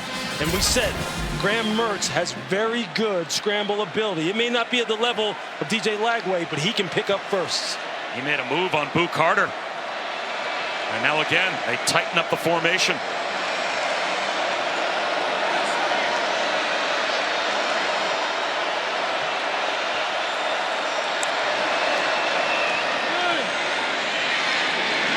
Nothing there for Jaden Baugh. Wrestled down by Josh Josephs.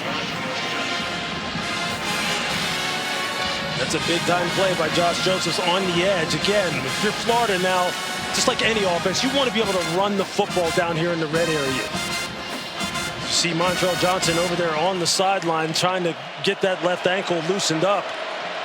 They need him back in this game.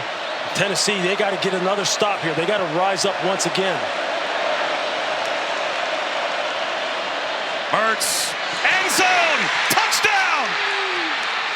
He finds the tight end, Arliss Boardingham. And finally, after all of these red zone trips, the Gators strike for 6. And Mertz shaken up after the touchdown pass. So the Florida quarterback limping off to the sideline after he dropped one into Boardingham. Florida number 53 is now wearing 49. And he's angry. He was really just kind of like backing off after that play was over, after he had threw the pass, and no one was really anywhere near him. He didn't take any contact to his lower body. He just kind of got his foot caught in the turf in a weird way. He started hobbling. The first touchdown of the game caps the worst field position of the night for Florida. They go 92 yards, Lewis, and end up in the end zone. Yeah, you just see Boardingham, he just arc releases and then gets up the seam, and they have some miscommunication in the secondary. Then here you're going to see Graham Mertz. They're right there. You just see his leg just get caught in the ground, a little bit weird. Non-contact injury.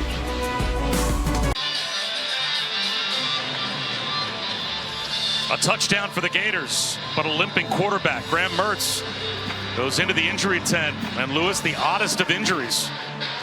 I mean, you just don't know exactly what happened right there, because it just looked like a play that should have been harmless. You just thrown a touchdown pass, was just kind of skipping back, getting ready to celebrate. Man, you just hope he's all right. And this ball bounces through the back of the end zone for a touchback for the Vols. So now, how do the Vols respond? We'll find out after we check in with Matt.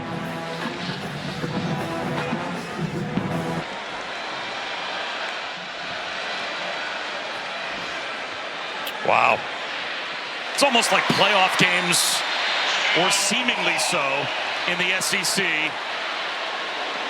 Every week, with the 12-team playoff and the implications and percentages and where you would think at the end of the season, with at-large bids on the line, the resume-building possibilities.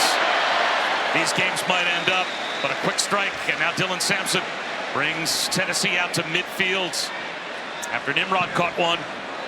Down by 2 scores. Sampson took a pop as well. Yeah, the crowd thinking there may have been helmet-to-helmet contact there, or maybe they thought there was a targeting type of situation. Bryce Thornton with the big hit on Sampson. And then also there's someone that injury down on the field.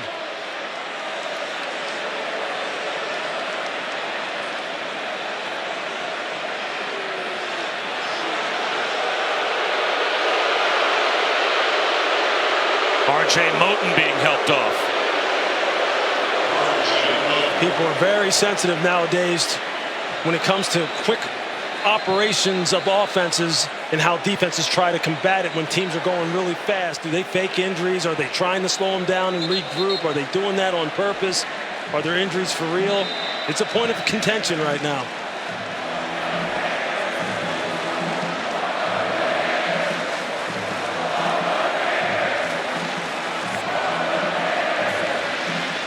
So second down and 2 near midfield. Holden stays in motion. It's very close to a first down on the dive. Caleb Banks made the tackle on Sampson. It is a Tennessee first down, and they get quickly lined up. They're going at hyper speed.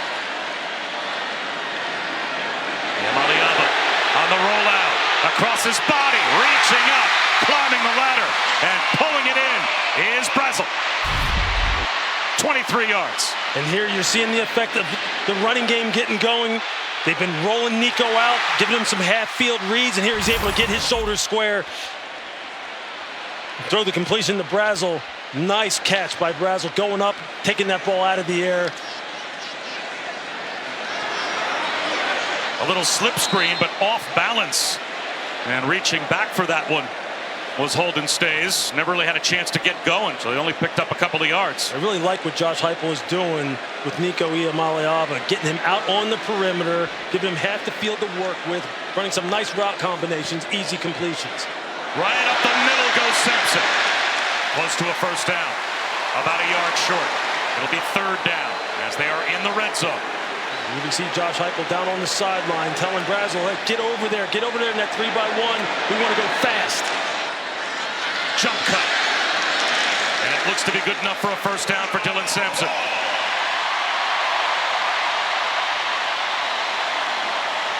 Now Nico looks settled down. He looks like he's in control. He's throwing the football with accuracy. The running game's getting going a little bit. You've got Florida on their heels now. They're going to keep Nico out on the perimeter with those half-field reads where he's a threat to run the football. Maybe a half yard for Dylan Sampson.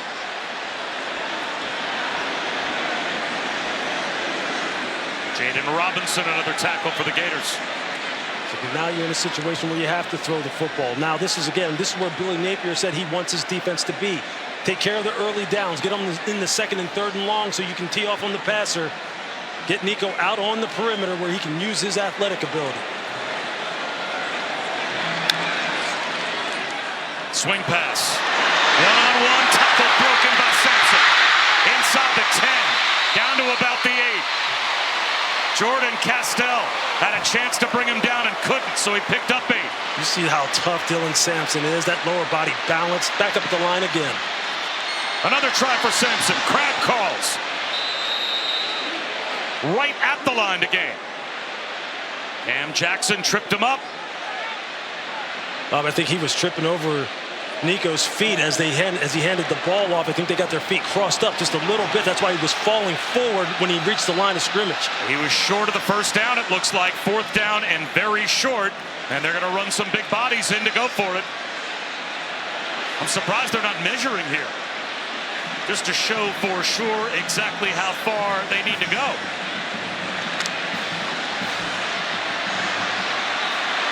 Their big bodies in. You got the two tight ends, got a lineman in the backfield. Sampson. First down. End zone. Touchdown.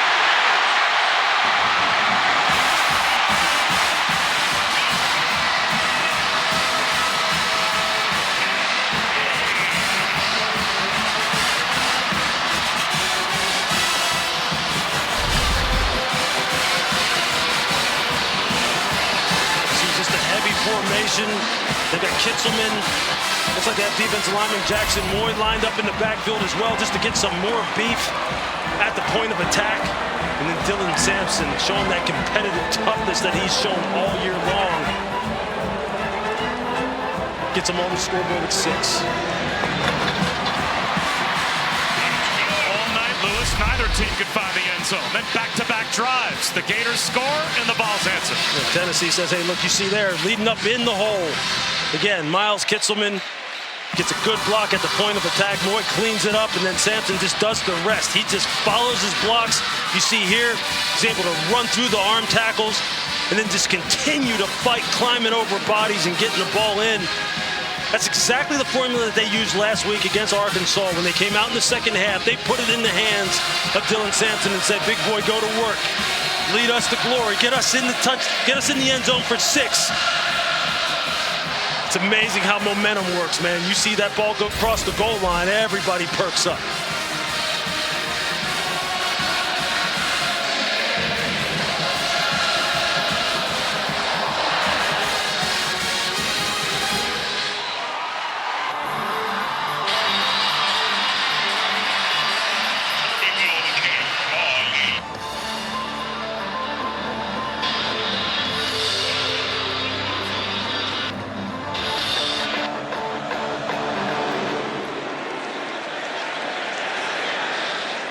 Through the corner of the end zone for a touchback as we take a look at our playbook.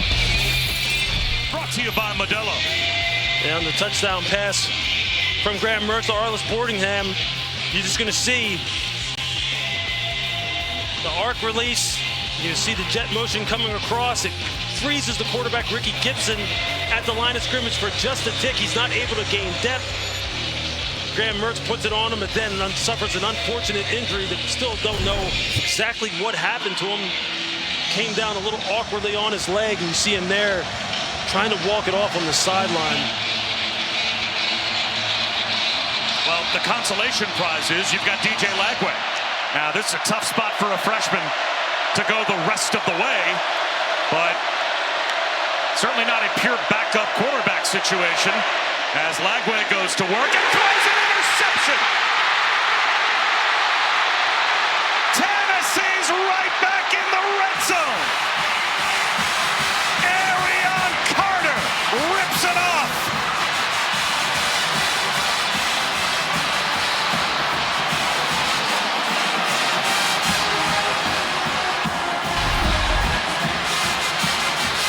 You're going to see this route combination right here, and watch Arion Carter, watch him sink underneath that sail route. This is textbook, folks. It doesn't look any prettier than this. Get the jam at the line of scrimmage, sink and gain depth, play it from deep to short, take away the 7 route, break up on the flat route. You see, he's trying to get the ball on that sail route to Trey Wilson. He thinks he's got Arion Carter right where he wants him, but Arion says, I'm making this big play. I'm setting my offense up. Deshaun Bishop for 1.5 yards. Arion Carter, a young man who played running back in high school.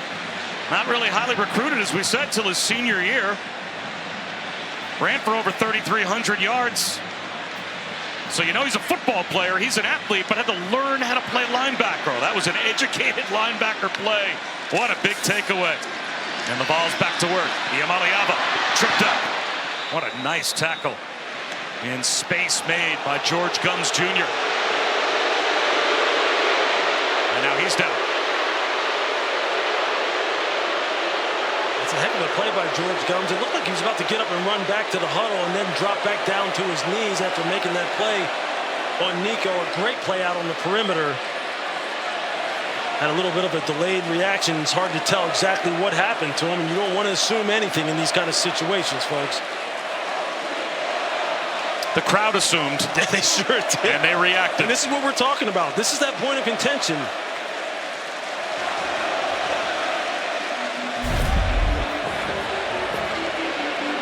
You see him right here. Oh. George Gums is chasing him down out on the perimeter. You see there, he's up on his feet. And then just drops down to his knees. See, those are the kind of things that people have become grown very suspect about. It's something they're going to need to clean up and make sure that they get a handle on. But you never know when a player is injured or not. You can never assume.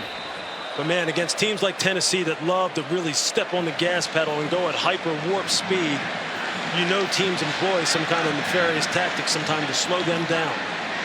and let your defense regroup. I guess the one thing I would be skeptical of, George Gums might be the best pass rusher. Yeah, and you don't want to take him off the field. Florida has. You're going to take him off the field before 3rd down and 7? Yeah, exactly. Well, he's off the field now, and here is 3rd down. Yamaliava, high throw, incomplete. So after the giveaway by the Florida offense, their defense gets the stop in the red zone. They will hold to a field goal attempt, and it will be Max Gilbert that will come out to try and tie the game. Oh, he had Squirrel White coming open for maybe a touchdown, but the pressure from Shamar James makes him speed it up and airmail that throw. Well, they had the right call on it. They just could have got it blocked up. But that's how it works. Pressure rushes you, forces you into an errant throw. 35 yards out. The only player this season in the SEC that's scoring more points per game than Max Gilbert is Dylan Sampson.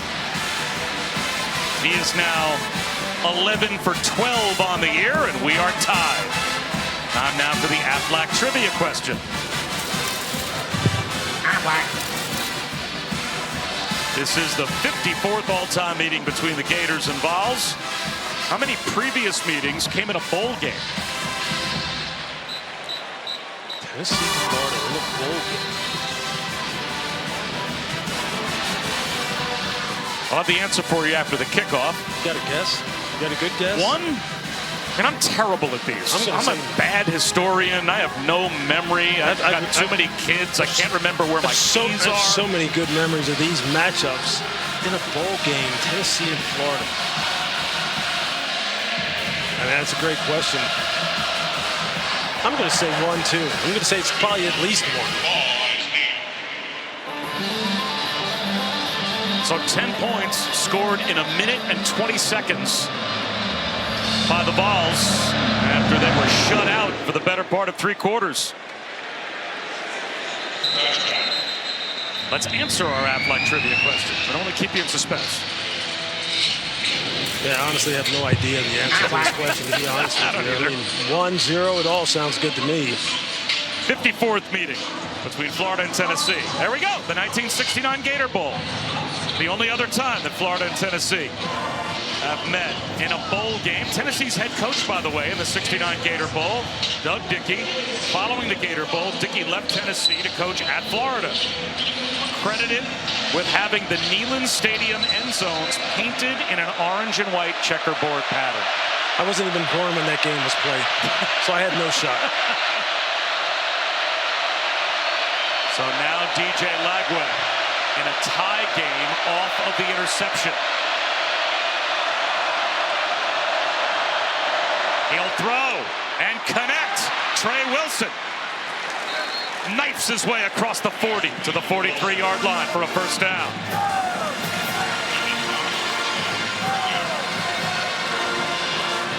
This young man has ice water in his veins. He's got pressure in his face, throws a strike.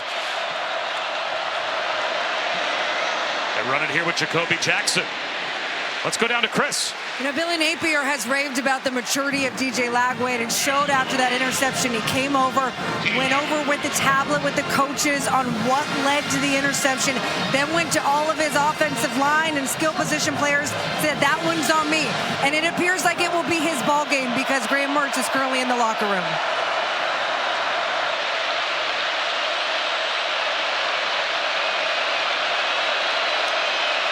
He'll have to deal with this crowd noise the rest of the way as well. You see him taking control at the line of scrimmage.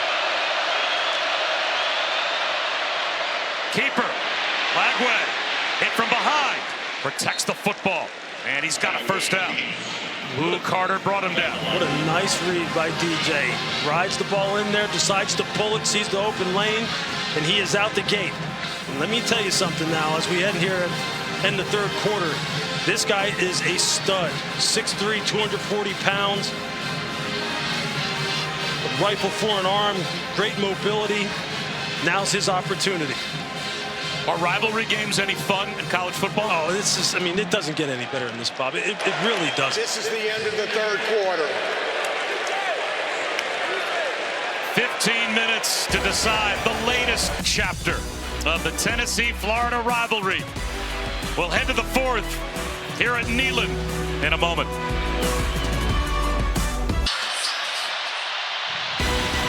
Welcome back to ESPN College Football Primetime, presented by IHG Hotels and Resorts. You're watching the SEC on ESPN. Start of the fourth quarter, the 8th all-time Checker Neyland game. Tied at 10. Boy, just take it in.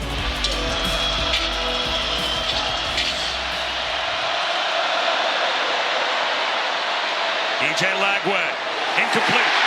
On a 1st and 10, as he tried to fit one into DK. Good play by Ricky Gibson. A spectacular play by Ricky Gibson. He was trailing DK and had to get on his horse and use all the speed he had in order to make that play up, because otherwise that was going to be another completion for the young freshman DJ Lagway. So no Graham Mertz, injured after he threw the touchdown pass, and still no Montrell Johnson Jr., the leading rusher, with a left leg injury, suffered in the last quarter as well. Lagway, one-on-one throw, bobbled and dropped. Aiden Mizell tried to pull it in with one hand. So a big play coming here, 3rd down and 10. There you see Mizell just going to run a quick out. And you see again Ricky Gibson with the good break, but if Lagway puts it on him, that's a catch and run. He just kind of misfired on the throw. Big 3rd down for Florida, even bigger 3rd down for Tennessee's defense. Got to turn Florida away. Keep them out of scoring position.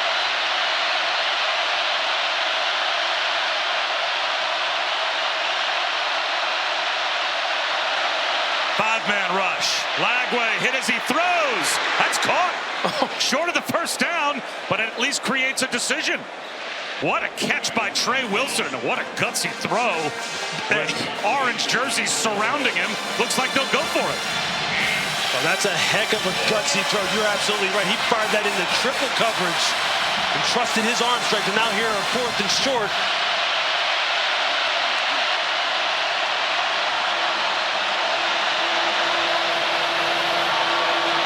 Again, you got to take advantage of his athletic ability. Can you get him out on the edge? Give him some options. Here comes the blitz. One-on-one. Broken up. Jermod McCoy knocked it away from Trey Wilson.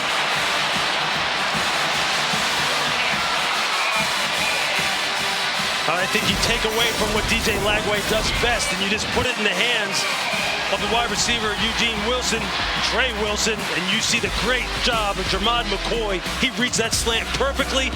Big time play.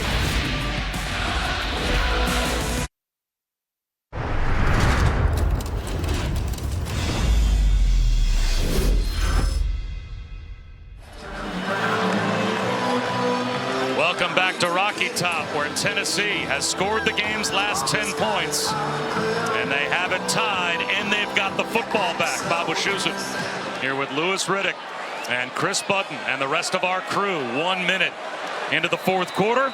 And Louis, a takeaway on downs for the Vols. Yeah, that's big time by Tennessee's defense. Give it back to Nico Iamaleava.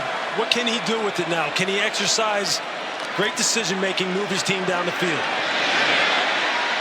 A little check down deflected at the line. Iamaleava tried to find Dylan Sampson open out of the backfield, but it will be 2nd down and 10. Like Desmond Watson got a fingertip on the football. Now they run it. Patiently hoping for a little crease was Sampson. He's got a couple yards. Jaden Robinson brings him down after a gain of 2.5, so 3rd down and long. And now's the time Nico's going to have to exercise again. Smart decision making, no turning the ball over, be quick, get the ball out of your hand with decisiveness. And if you're Florida, are you going to bring pressure here? Maybe a simulated pressure. Drop out and play coverage. Here comes the blitz. No simulation on this pressure. They are after Iamaleava. Speed to the edge. Reaches the ball out. Where will they spot it? Cameron James brought him down short of the line to gain. This looks like a 3-and-out again, forced by the Florida defense. Fantastic effort, though, by Nico, trying to get that ball there, just using that 6'5" frame, 6'6" frame to try and stretch the ball out. You wonder if they're going to check this spot. I'm not sure if he stepped out of bounds or if he was down. He reached the ball out. I think Josh Heupel is hoping for a review. It's 4th down, and are they going to go for it? They're going to leave their offense out there. The replay booth hasn't stopped play. Play clock winding down. There's a flag thrown for a potential delay of game as well. Delay of game. Offense. 5-yard penalty. Still 4th down.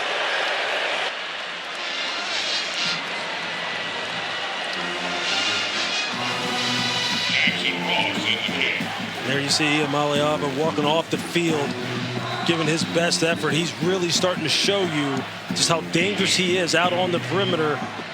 His running ability really hasn't been unleashed and untapped and hasn't been tapped into yet this year. Great individual effort. DK is going to let it bounce. Covered beautifully by Tennessee.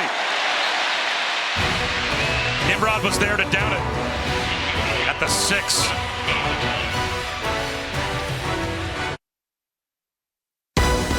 ESPN College Football Primetime is presented by IHG Hotels and Resorts. 19 hotel brands, 1 loyalty program. Download the app. And in part by Mercedes-Benz. One of the many legendary meetings back in 1998 between Tennessee and Florida. Jeff Hall hit a 41-yarder in overtime. Cooper Collins missed. The Vols won 20-17. And by the way, if you are to come to Rocky Top, you might see this guy. He is the new legend of Neyland Stadium. He's up on the scoreboard. Every time we go to commercial, they play some music, he boogies, and the crowd loses their minds. Yeah, he does. They're having a lot of fun here, man. What a great atmosphere. Well, the last drive that started inside the 10-yard line for the Gators resulted in the 9-play, 92-yard touchdown drive that ended with the Graham Mertz injury after he found Boardingham for the score. And this drive will start with a Chayton Baugh 1-yard loss. Cut down at the 5-yard line by the blitzing Christian Charles. So now it's 2nd down and 11. Christian Charles has been all over the field for the Volunteers defense tonight, making big play after big play, big stop after big stop.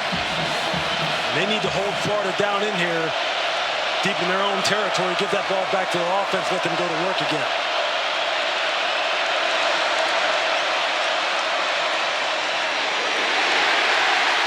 Gain of maybe a yard. Jeremiah Thielander, who took over for Keenan Peely after Peely was injured in the first quarter, gets the stop. 3rd down and 10. And Lewis, are you trusting Lagway to throw on 3rd down and 10 from all the way down here at the goal line? Look, I have no doubt that they have full trust in this young man and his ability to both run and pass. So if you're going to throw the football down here, don't make him a sitting duck in the pocket. Get him out on the perimeter where then he can make a good decision. So I can tell you this, number 27, James Pierce, here he comes. He just was in on that 2nd down stop. Now he's going to tee it up. Play clock's at 0. That's going to be delay of game. They didn't get it off.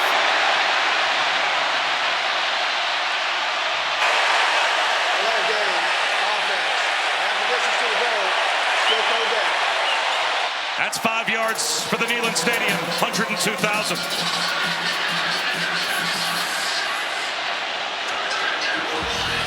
Tennessee's version of the 12th man. I mean, it is loud in here. These people are going berserk. I mean, what a great scene for freshman DJ Lagway.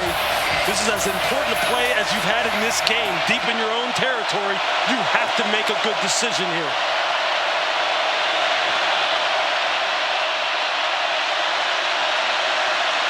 He will throw. He's under pressure. Scrambling at the goal line. It comes out wobbly and falls incomplete. Josh Joseph's got a piece as Lagway released it. So now Jeremy Crawshaw will be punting with his heels up against the back of the end zone. And just look at these guys right here. Look at these. This guy's built like Dobermans, just coming in there on the TE stunts, trying to create havoc in the pocket. Flush DJ Lagway out to his left, an errant throw. But those were two big guys who we identified early in the game, James Pierce, Joshua Josephs. They had to play a big role. And there you saw it, just creating mayhem, getting off the field on third down. Crawshaw's one of the best, but a wobbly kick. McCoy in plus territory, returnable. Inside the 30-yard line by the time he's brought down.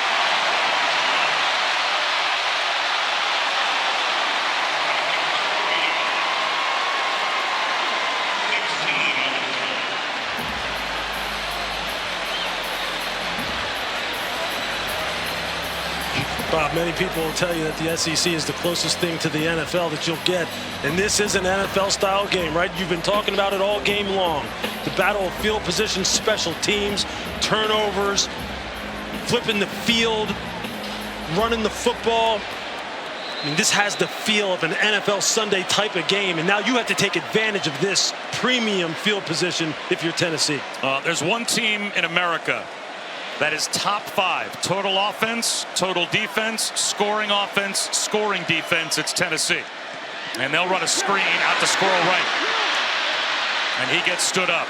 And yet, being top 5, Lewis, total offense and defense, scoring offense and defense, in this league, Tennessee has been in 2 wars in back-to-back weeks against unranked teams. Every week, that's what it is, man. It is survival of the fittest in the SEC every single Saturday. Dylan Sampson breaks free. House call. Touchdown.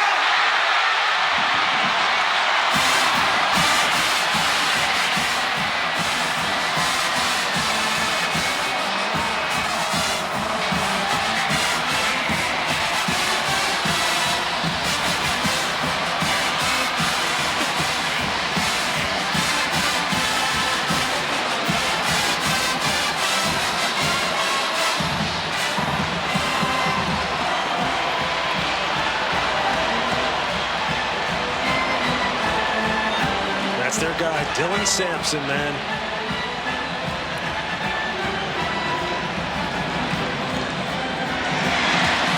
Dylan Sampson, 2 touchdowns rushing tonight, 14 on the season.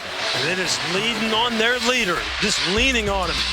Put the ball in Dylan Sampson's hands, pull the backside guard and tackle, and then get that ball into the end zone and get us 6.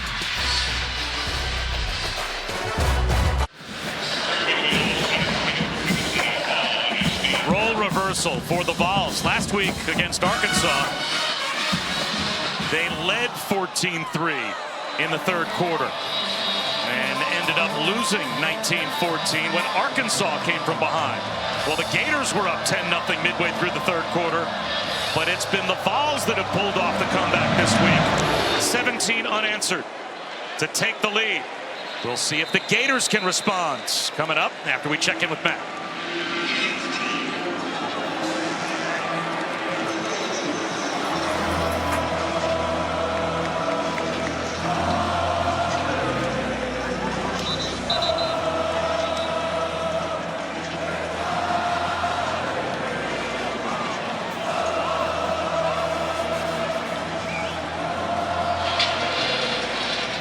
Yeah, that Ole Miss LSU game feels like an elimination game.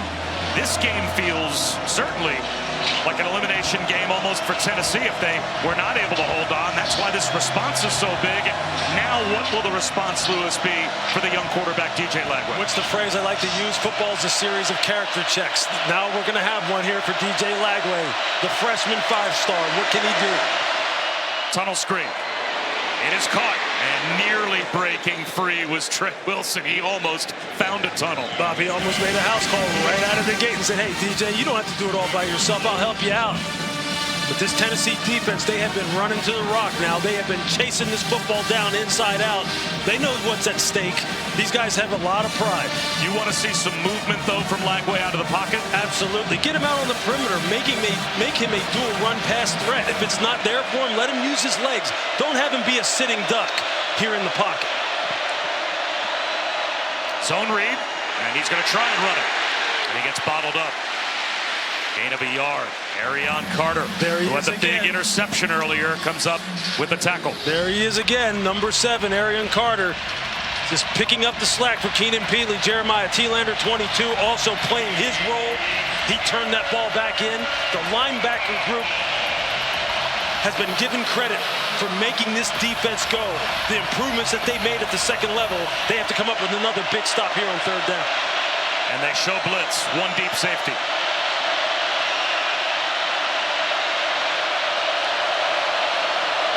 Here they come after the freshman. It's a one-on-one back shoulder throw incomplete. He wanted Elijah Badger.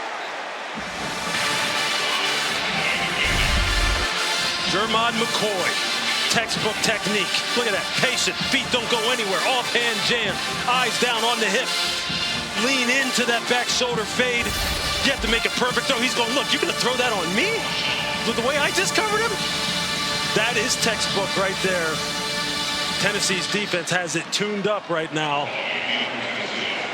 Well, Billy Napier has trusted his defense at different times in this game, and they more often than not have come through. They're going to have to come through again and get at least one more stop. McCoy backpedals and fields it, bobbles it inside the 10. Tight ropes the sideline before getting blown up. That'll make you hold your breath and bobble the ball like that. Coming up next, the night capped off on ESPN with Deion Sanders' Colorado Buffaloes and number 18 K-State in Boulder. And then next Saturday on the SEC Network, Florida will host Kentucky at 7:45 Eastern. So those are games that we'll certainly want to keep our eyes on. Speaking of a player you want to keep your eyes on, this guy. Talking about holding your breath as well. He makes you hold your breath when he's out there. Plays both sides of the football.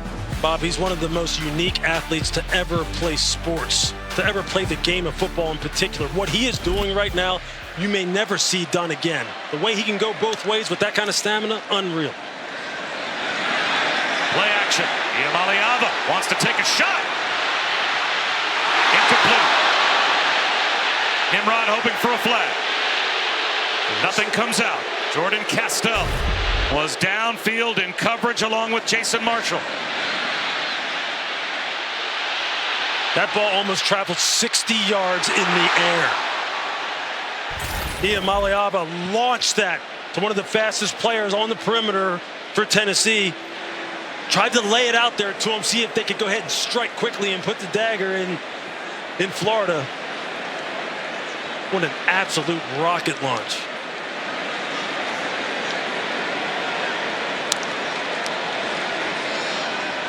Another play action fake. This time a mid-range throw, and that's incomplete, again off the hands of Nimrod. And they're saving the Gators some time here as well with back-to-back incompletions, and it's 3rd down and 10. Yeah, I like the play call, though, initially in terms of trying to go for the home run and seeing if they could kind of capture and really, really benefit from the emotion and the swing and momentum that's taken place here in the second half. This is a crucial 3rd down. They need to pick this up, and for Florida, you want to give your young freshman a short field to work with, so this is a big 3rd down for them. They got to come up with a good call. Tennessee is 3 for 12 on 3rd down. They're going to try and run for it, and they're not going to get anywhere near it with that dot by Dylan Sampson. So the 3 and out for the Gators defense, and that will bring Jackson Ross out to punt. It'll go right back over to DJ Lagway. And the Gators offense, with a lot of time on the clock, 7.5 minutes to go, will get another crack at it. You saw Dylan Sampson just gesturing the fact that he was this close to breaking that out on the second level and ripping off a big one. Let's keep an eye on Jim DK back here returning this punt. This guy is fantastic as far as his open field running skills. They could use a big return here. Wobbly kick. DK makes the first man miss. Makes the second level miss. DK near midfield with a spin move across the into Tennessee territory. That's exactly what you're looking for if you're Billy Napier. Maybe that'll change things. Well, this game turned quickly when a touchdown run by Dylan Sampson was followed, Lewis, by that decision. Yeah, their big-time playmakers started to step up, and Dylan Sampson is the biggest of the playmakers for the Tennessee Volunteers, and he started to take over this game and really assert his dominance as one of the best runners in the SEC, one of the most productive runners in the SEC as far as getting that ball across the goal line. Now this defense is going to have to rise up again, because here's Florida on the plus side of the 50 after a fantastic punt return by Jim Deacon. And for DJ Lagway, redemption opportunity as that pick set up the go-ahead touchdown. And now he starts in plus territory with the short field. The handoff to Jaden Baugh, another true freshman. He's got a first down. Youth will be served for this offense for Florida as they're to the 35-yard line of the Vols. Both of the teams saying, heck with throwing the football. Maybe we should really lean on the run game a little bit here. And again, another one of those stud running backs for Florida picking up big yardage.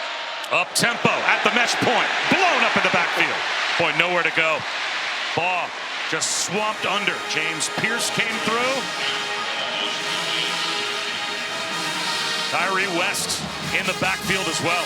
A loss of about 2.5. I mean, just so quick off the ball. DJ Lagway didn't even have a chance to read the defensive end, because Tyree West said, look, I'm taking it out of your hands. I'm just going to blow all of this up and get a TFL. Tackle for loss. So now they're behind the chains.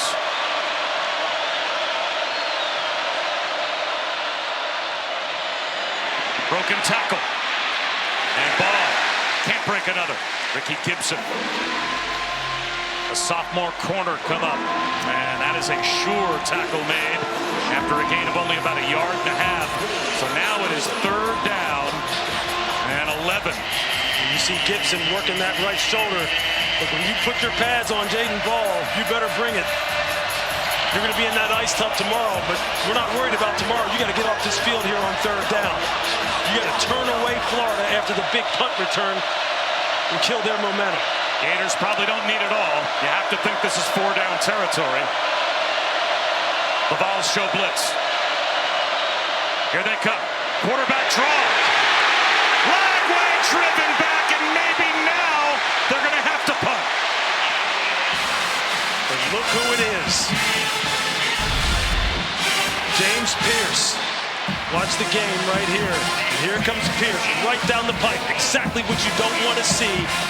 This big 6'5", 245-pound James Pierce getting a free run on you. DJ Lagway does all he can to avoid him on the first initial hit. He tries to spin out of it. And then here comes the rest of the crew to finish him off. That's what you expect from a man of that caliber, from James Pierce. Rise up at the moments where they need him the most.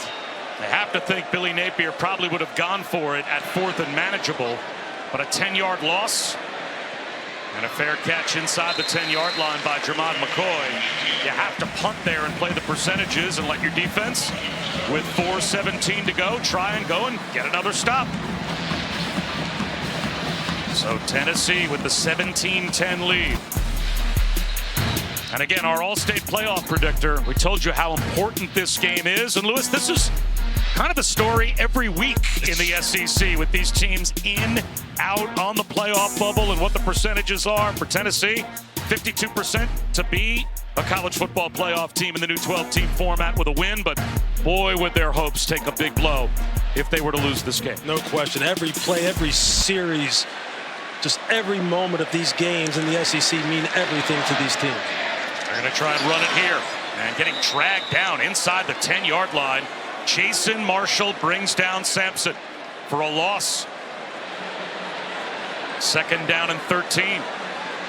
Again, the battle goes back and forth. Defenses know we have to go ahead and make big plays. And you see Graham Mertz over there on the sideline. You just feel for the young man. You know, it's just killing him to be over there. We visited with him last night. What an impressive young man. He's got the crutches, which we just hope he can get back on the field as soon as possible. That may be a non-contact injury. As up the middle on a dive, back to the original line of scrimmage goes Sampson. 3.5 minutes to go. And that is, especially for a senior wrapping up his college career, the worst possible way that it could end. As you can see, the brace on the left leg, on crutches and being consoled by his teammates. Bob, it's the way it happened. I mean, he was just ending the play all alone by himself. So Tennessee's just going to milk as much time off the clock here as possible, but Florida, if they get a stop here on 3rd down, will have all the time necessary. They're going to send a blitz. Amaliaba's going to take a shot. One-on-one. What a catch made on the sideline, but out of bounds. Brazel, almost a highlight reel reception, but he couldn't pull it in and get a foot down at the same time. He just ran out of room. Just look at him rise up in the air and high point this ball. Can't get that left foot down in time. Just about a foot out of bounds. 6'5", 200 pounds. Chris Brazel. Got to watch him at practice the other day. Look, these Tennessee wide receivers, I mean, they are just giants with tremendous athletic ability. That close to making one of the biggest plays of the game.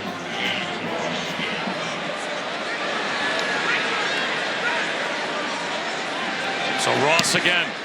Another line drive kick. DK will try another return. His last one, 30 yards. Impactful.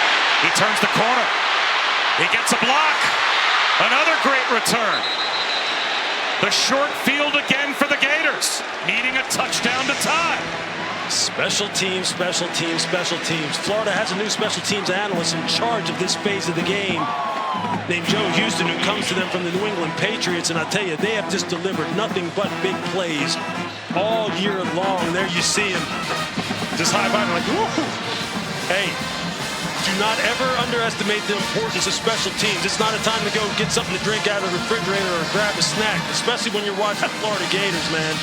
Because this team will turn the tide on you quickly with their play, and you're seeing it here tonight. We talk about complementary football. That's the right. Defense and special teams for Florida, back-to-back flips of field position here, has given this offense every opportunity that they could ask for. That's right. I mean, you couldn't serve it up to DJ Lagway any better than this. You're on the plus 31-yard line. 2 minutes and 31 seconds to go. On the road. What are you going to do? We're about to find out. Hand off to Jacoby Jackson with a stiff arm. Lowers his shoulder and picks up a first down. Lowered the boom on Ricky Gibson. They're in the red zone. That's a nice run by Jacoby Jackson. Look, you hate to see Montrell Johnson go out. For Florida, you're just lucky that you have this kind of depth with Jaden Ball and Jacoby Jackson, who are just toting the rock with tremendous efficiency, power, agility, doing work here tonight. Are they going to snap the ball again before the 2-minute timeout? I don't think so. They take the clock down. Billy Napier was out on the field yelling at his offense. This is a 2-minute timeout. Maybe to try and hurry and get one more snap off, but instead they take it down to the 2-minute timeout. A touchdown separating Tennessee and Florida. 2 minutes to go. All right, Lewis, let's check your keys to the game and how they've worked out. Yeah, it's been a little bit of a mixed bag, Bob. I mean, for Florida Gators, you want them to average over 4.5 yards per rush and control the clock. Well, they fell short of the yards per rush, but they are controlling the time of possession. They got 3 sacks on defense, which is good for Tennessee. They didn't start fast, but they sure have responded, and they have really tried to clamp down on the big plays. They got to make sure that they keep that below 4 now. No more big plays on the part of the Tennessee Volunteers defense. The clock not really a factor for Florida. They've got 2 full minutes, all 3 timeouts. They've got to have a touchdown, and they're having a hard time getting lined up. 3 on the play clock. They'll hand it and lose yardage with Jacoby Jackson getting spun down by Bryson Eason well behind the line. Tennessee defensive line continuing to make plays. Bryson Eason getting penetration in the backfield. Good initial quickness, great pad level. All the fundamental things that you have to rely on at this point in the game. Your fundamentals are going to win this game for you. And if you're Tennessee, the defensive line is going to help win this game. It's their strongest unit. You got to continue to step up.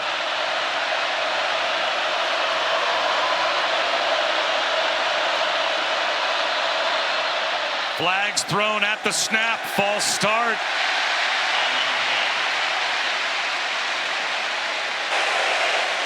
False start.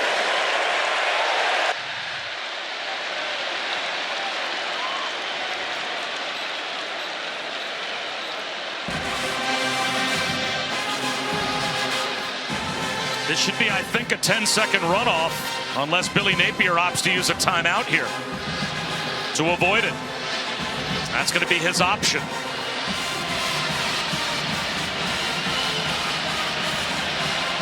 And they're looking over to see what he wants to do with 1:18 to go.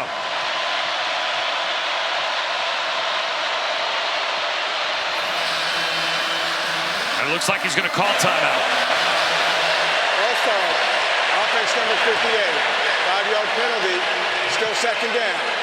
Florida has elected to take a timeout to avoid a 10-second runoff. It is their first.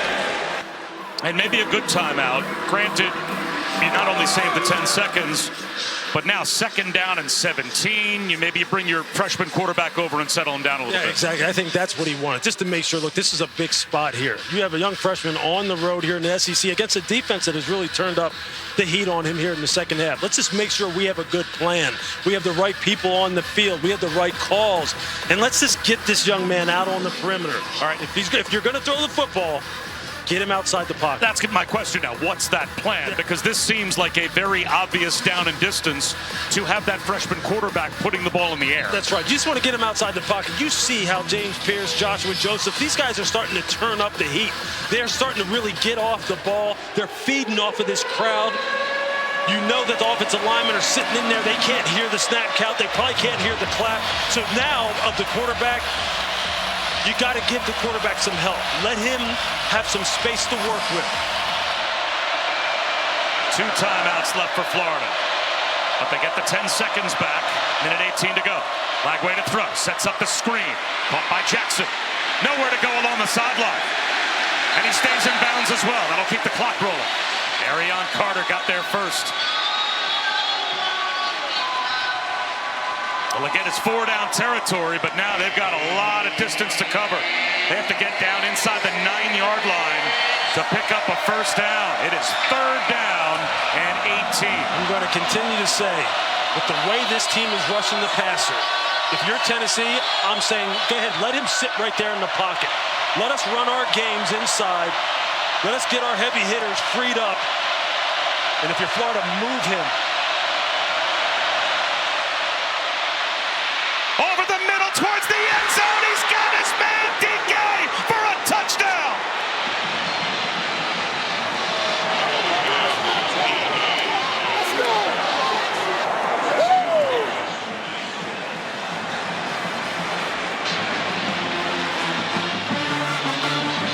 From 3rd and 18. Florida number 48 is down there at 46. And in a spot where it looked like it was Vols with all of the advantages, the freshman Lagway steps up. And now the question. 12 their second. And 30 seconds. I don't know, Lewis. They originally sent the point after group out to try and kick it. They might go for 2 here. Watch this route by Chim DK. This is poetry. Fake like you're going to the flag and then break it back to the post. Lagway just climbs up in the pocket. Look at him. He's selling the flag route. Comes back to the post. The safety just can't recover Andre Turrentine. He just can't get back in the position. The backside safety, Will Brooks, doesn't have enough depth to help him in time. And DJ with an absolute laser as he escapes up into the pocket. You know, you've got a freshman quarterback. Look at this work. Listen, look at this. Eyes down the field, throw on the move, and just puts it on a rope. But now, Lewis, you've got a freshman quarterback. You're without your #1 running back. You have played on the road in front of 102,000 If I told you you could get this game down to 1 snap to try and win it rather than going to overtime, would you take it? It looks like that's what they're going to do. You watch this young man's tape. He's made for this, and here they go. The Gators with a trick play formation. Line up Lagway. And now a timeout with the play clock winding down. Tennessee on defense. It'll be 30 seconds.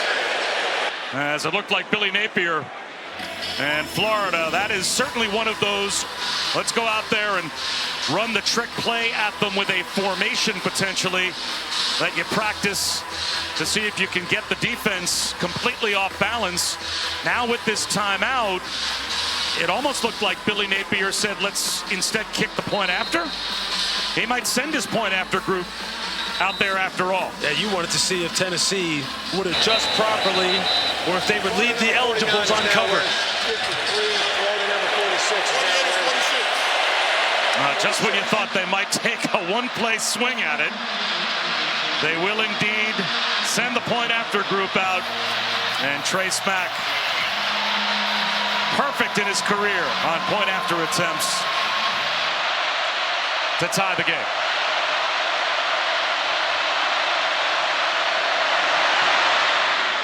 And we are now deadlocked at 17. Now still 2 timeouts left for Tennessee and 29 seconds on the clock.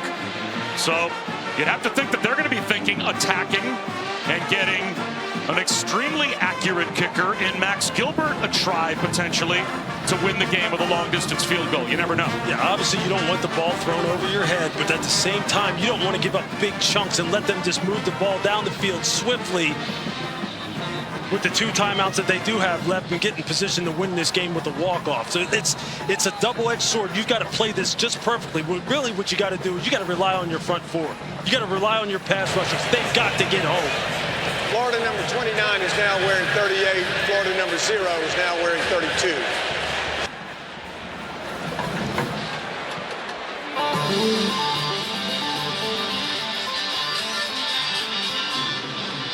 They'll drop the true freshman Mike Matthews back. But all night, it has been nothing but touchbacks on the kickoffs from Trey Smack. We'll see if he puts this one through the end zone again. Of course, if he does, that saves time for Tennessee. If you force a return, that'll take time off the clock. See how Florida plays it. He's going to boom it. Well, we'll find out if Tennessee can put themselves in position for a game-winning field goal after we check in with Matt.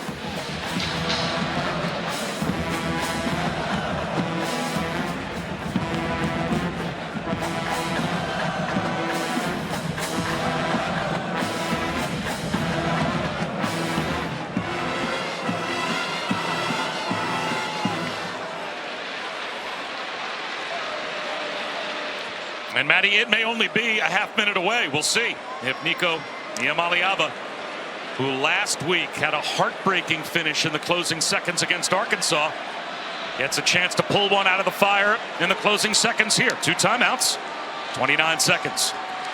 Out of the pocket, gets to the sideline and gets hit. And for a second, it looked like an official may have been reaching for a flag, but I think the ball may have popped out as he went out of bounds, and so a beanbag was thrown. The ball was fumbled forward out of bounds. The clock will start on the referee's ready. And that means Tennessee's probably going to have to spend a timeout right here, or have then Josh Heupel now realizes it and calls timeout. He wasn't alerted, or at least didn't hear the announcement. Yeah, a couple of seconds ticked off the clock.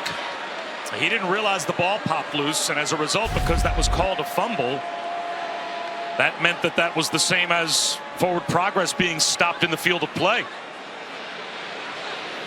You see the punch out by Grayson Howard on Iamaleava.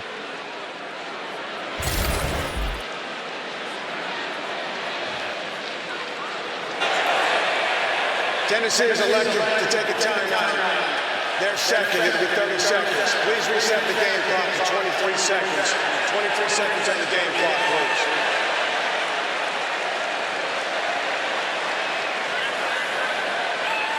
Please reset the game clock to 23 seconds. Thank you. That's a little bit of a break for Tennessee because they have now put all of the time back on the clock. It saves them, what, 8 seconds? So now Tennessee has 1 timeout left, but the full 23 seconds. That marks where Iamaleava went out of bounds, or at least fumbled it out of bounds. Long throw to the sideline. Did Squirrel White pull it in?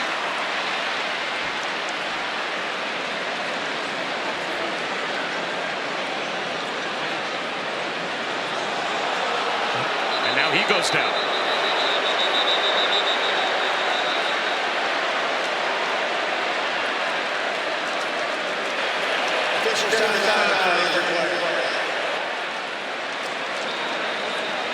I think they need to take a look at that, Bob. I think he may have got his foot down, made that completion.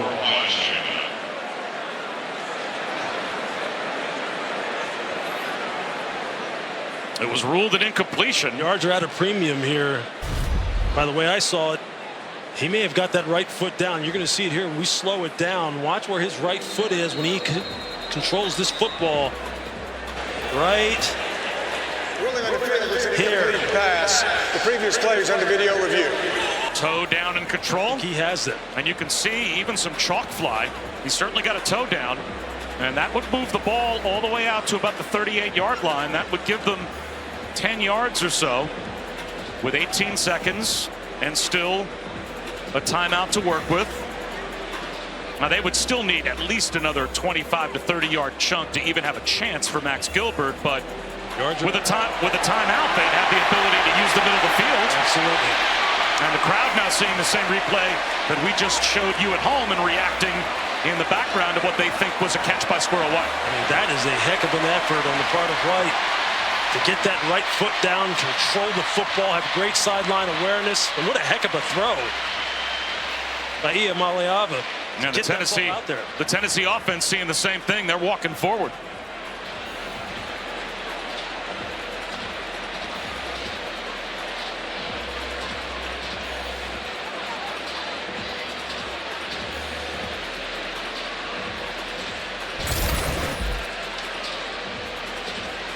Ruled an incompletion on the field, but it looks like a pretty quick review. After video review, the ruling is a catch for a first down at the 38-yard line. Please reset the game clock to 20 seconds. 20 seconds on the game clock, please. So not only a 12-yard gain, but 2 extra seconds put on the clock for Tennessee. And again, they've got 1 timeout remaining. Max Gilbert's career-long 45 yards as a Vol, but he had a 54-yarder as a high school kicker. And we were watching him during warm-ups. He was comfortably hitting from 55, 56 yards. So if they can get the ball inside the 40-yard line of Florida, he would have a shot at it. They have to go about another 23, 24 yards. And that's off the fingertips of a wide-open Chaz Nimrod, or he might have gotten there on that play. He may have gotten a lot more than just gotten there. Chaz Nimrod was on the run. Nico working up in the pocket. This is wide open. Those are just the throws that you have to make in these kind of situations. Those are difference-making throws. I'm sure he's going to want to look at that one and go, man, I need that one back. That's a game-winning throw potential. Absolutely. Absolutely. Well, still time. 16 seconds on the clock.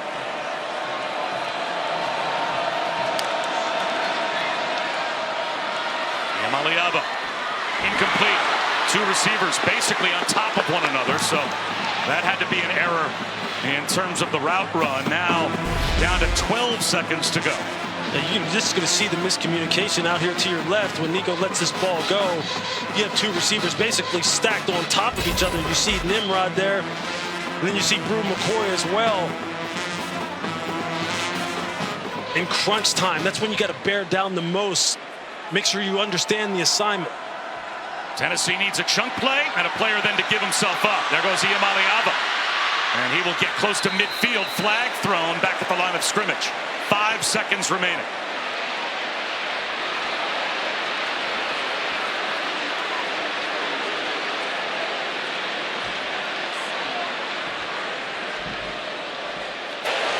Holding. Offense number 74. 10-yard penalty. Replay third down. It's just John Campbell Jr. You're going to see him right here. He just isn't able to stay on balance. Feels as though he's going to lose the pass rush inside.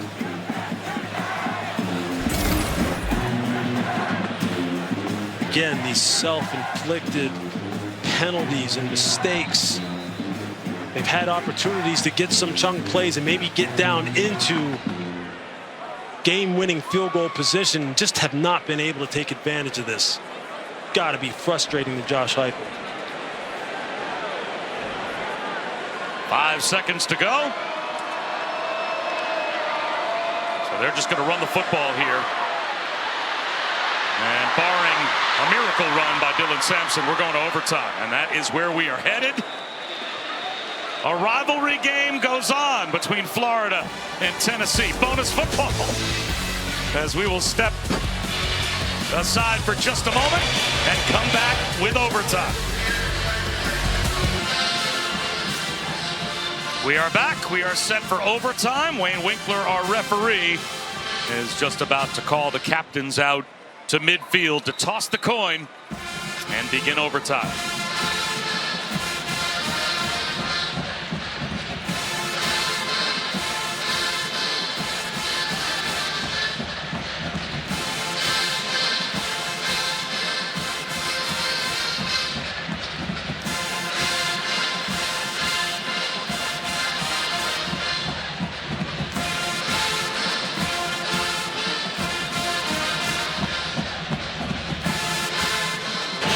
Florida, you're the visiting team. You'll call the toss. If you win the toss, your choice will be offense, defense, or which end of the field you want to play.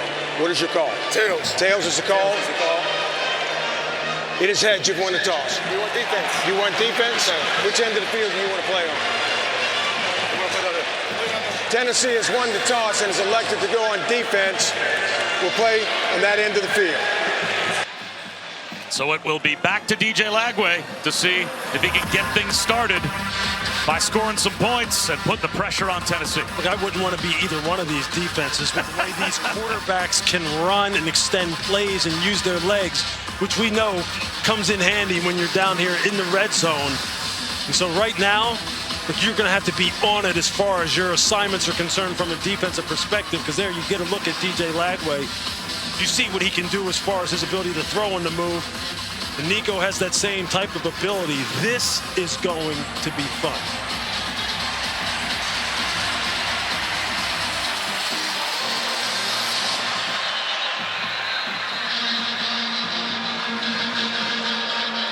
James Pierce, you see them telling him, hey, look, man, if there's ever a time for you to go ahead and show him what you got, you've got to rush like you've never rushed before.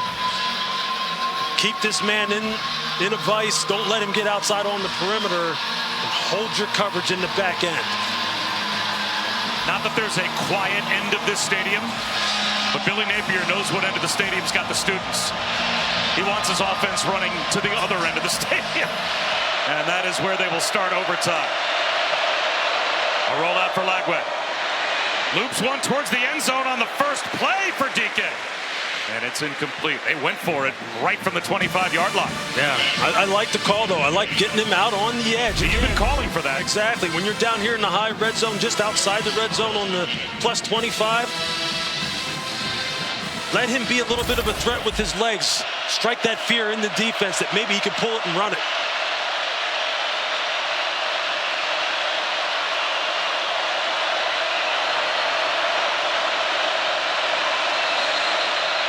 Flag down. False start. It's going to be 2nd and 15. Unless it's a simulation. Nope. Offense number 66. 5-yard penalty. Still 2nd down.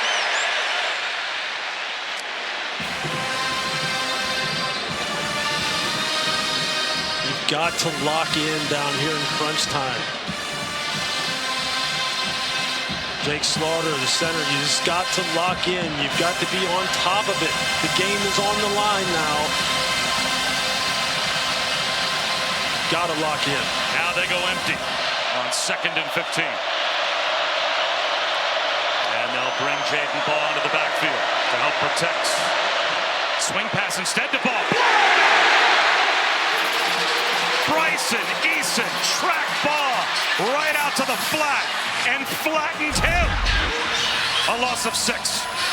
You're just going to see Bryson Eason. He reads it perfectly. They have a stunt going on anyway. James Pierce coming on inside. He stunts right into it. Right into the halfback screen.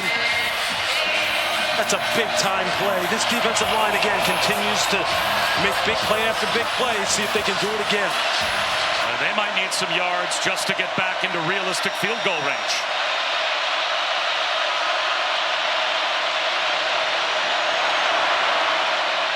And they're going to run it with Ball.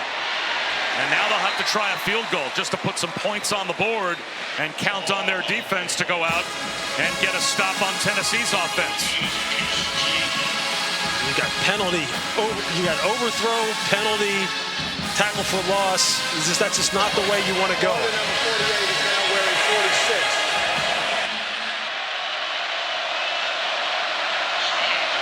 Trace Mack's only miss from this year from 53 yards. This one from 47.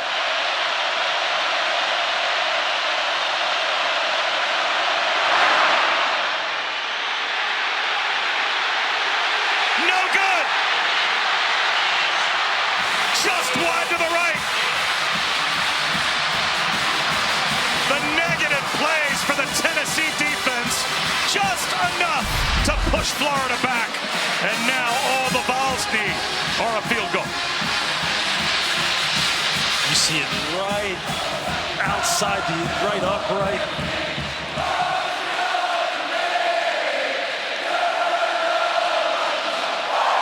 Oh, so close. Billy Napier. Defense is just going to have to do something here dramatic. And do you have to take big chances on defense now to think nothing but negative plays to push back Max Gilbert? Thinking, right? I mean, all they're thinking is field goal now. Absolutely. Now you just got to somehow see if you can get this ball turned over in some way. Iamaleava flips one to the flat. Holden stays. Every few yards will help what will eventually you have to think be a Max Gilbert field goal opportunity to win it. You got to punch at that ball, swipe at that ball. First guy hold him up, second guy going for the strip. Do everything you can to turn this over. They run it right up the middle. That looks to be good enough for a first down for Dylan Sampson. Getting a push. But they'll mark him down at the 14-yard line, it appears. Still good enough for a first down. How fitting is it that you go to your workhorse, Dylan Sampson? He has delivered for this football team all year long. Tremendous heart, toughness. You know what Dylan Sampson's thinking? Don't bother with Max Gilbert. Just keep giving it to me. That's right. Put it in my hands. Instead, one-on-one on the edge. Dragged out inside the 5-yard line is Dante Thornton.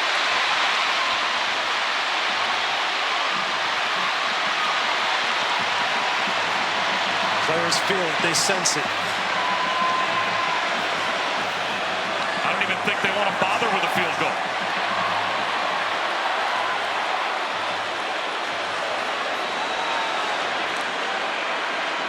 Sampson with a push. A pile up inside the 2-yard line. I think they marked him short. Crowd reacting so it's a touchdown. Forward progress stopped. That's not reviewable. That's a judgment call. But just look at the effort of Dylan Sampson. You can see his legs just continuing to push. His back is turned. He continues to push. So the ball at the 1-yard line. Second down and goal.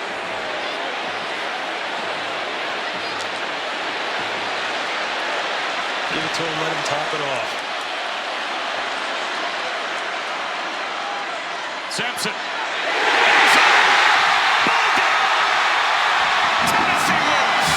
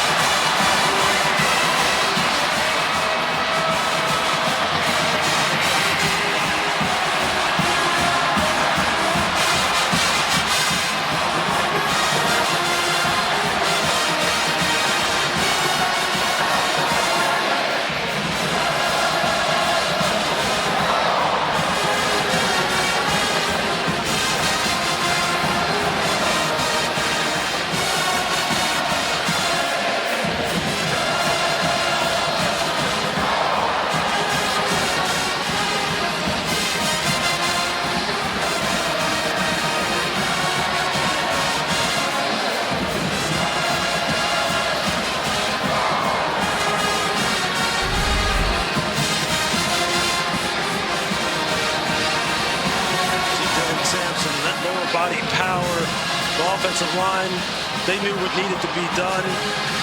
We talked to this young man yesterday. He said, I don't talk much on the field. I laugh a lot. He said, I actually make jokes when somebody hits me hard. And then I rip him for a big one. You know he was made for this kind of moment. And he delivered again. A rivalry game that delivered in every possible way that a rivalry game should.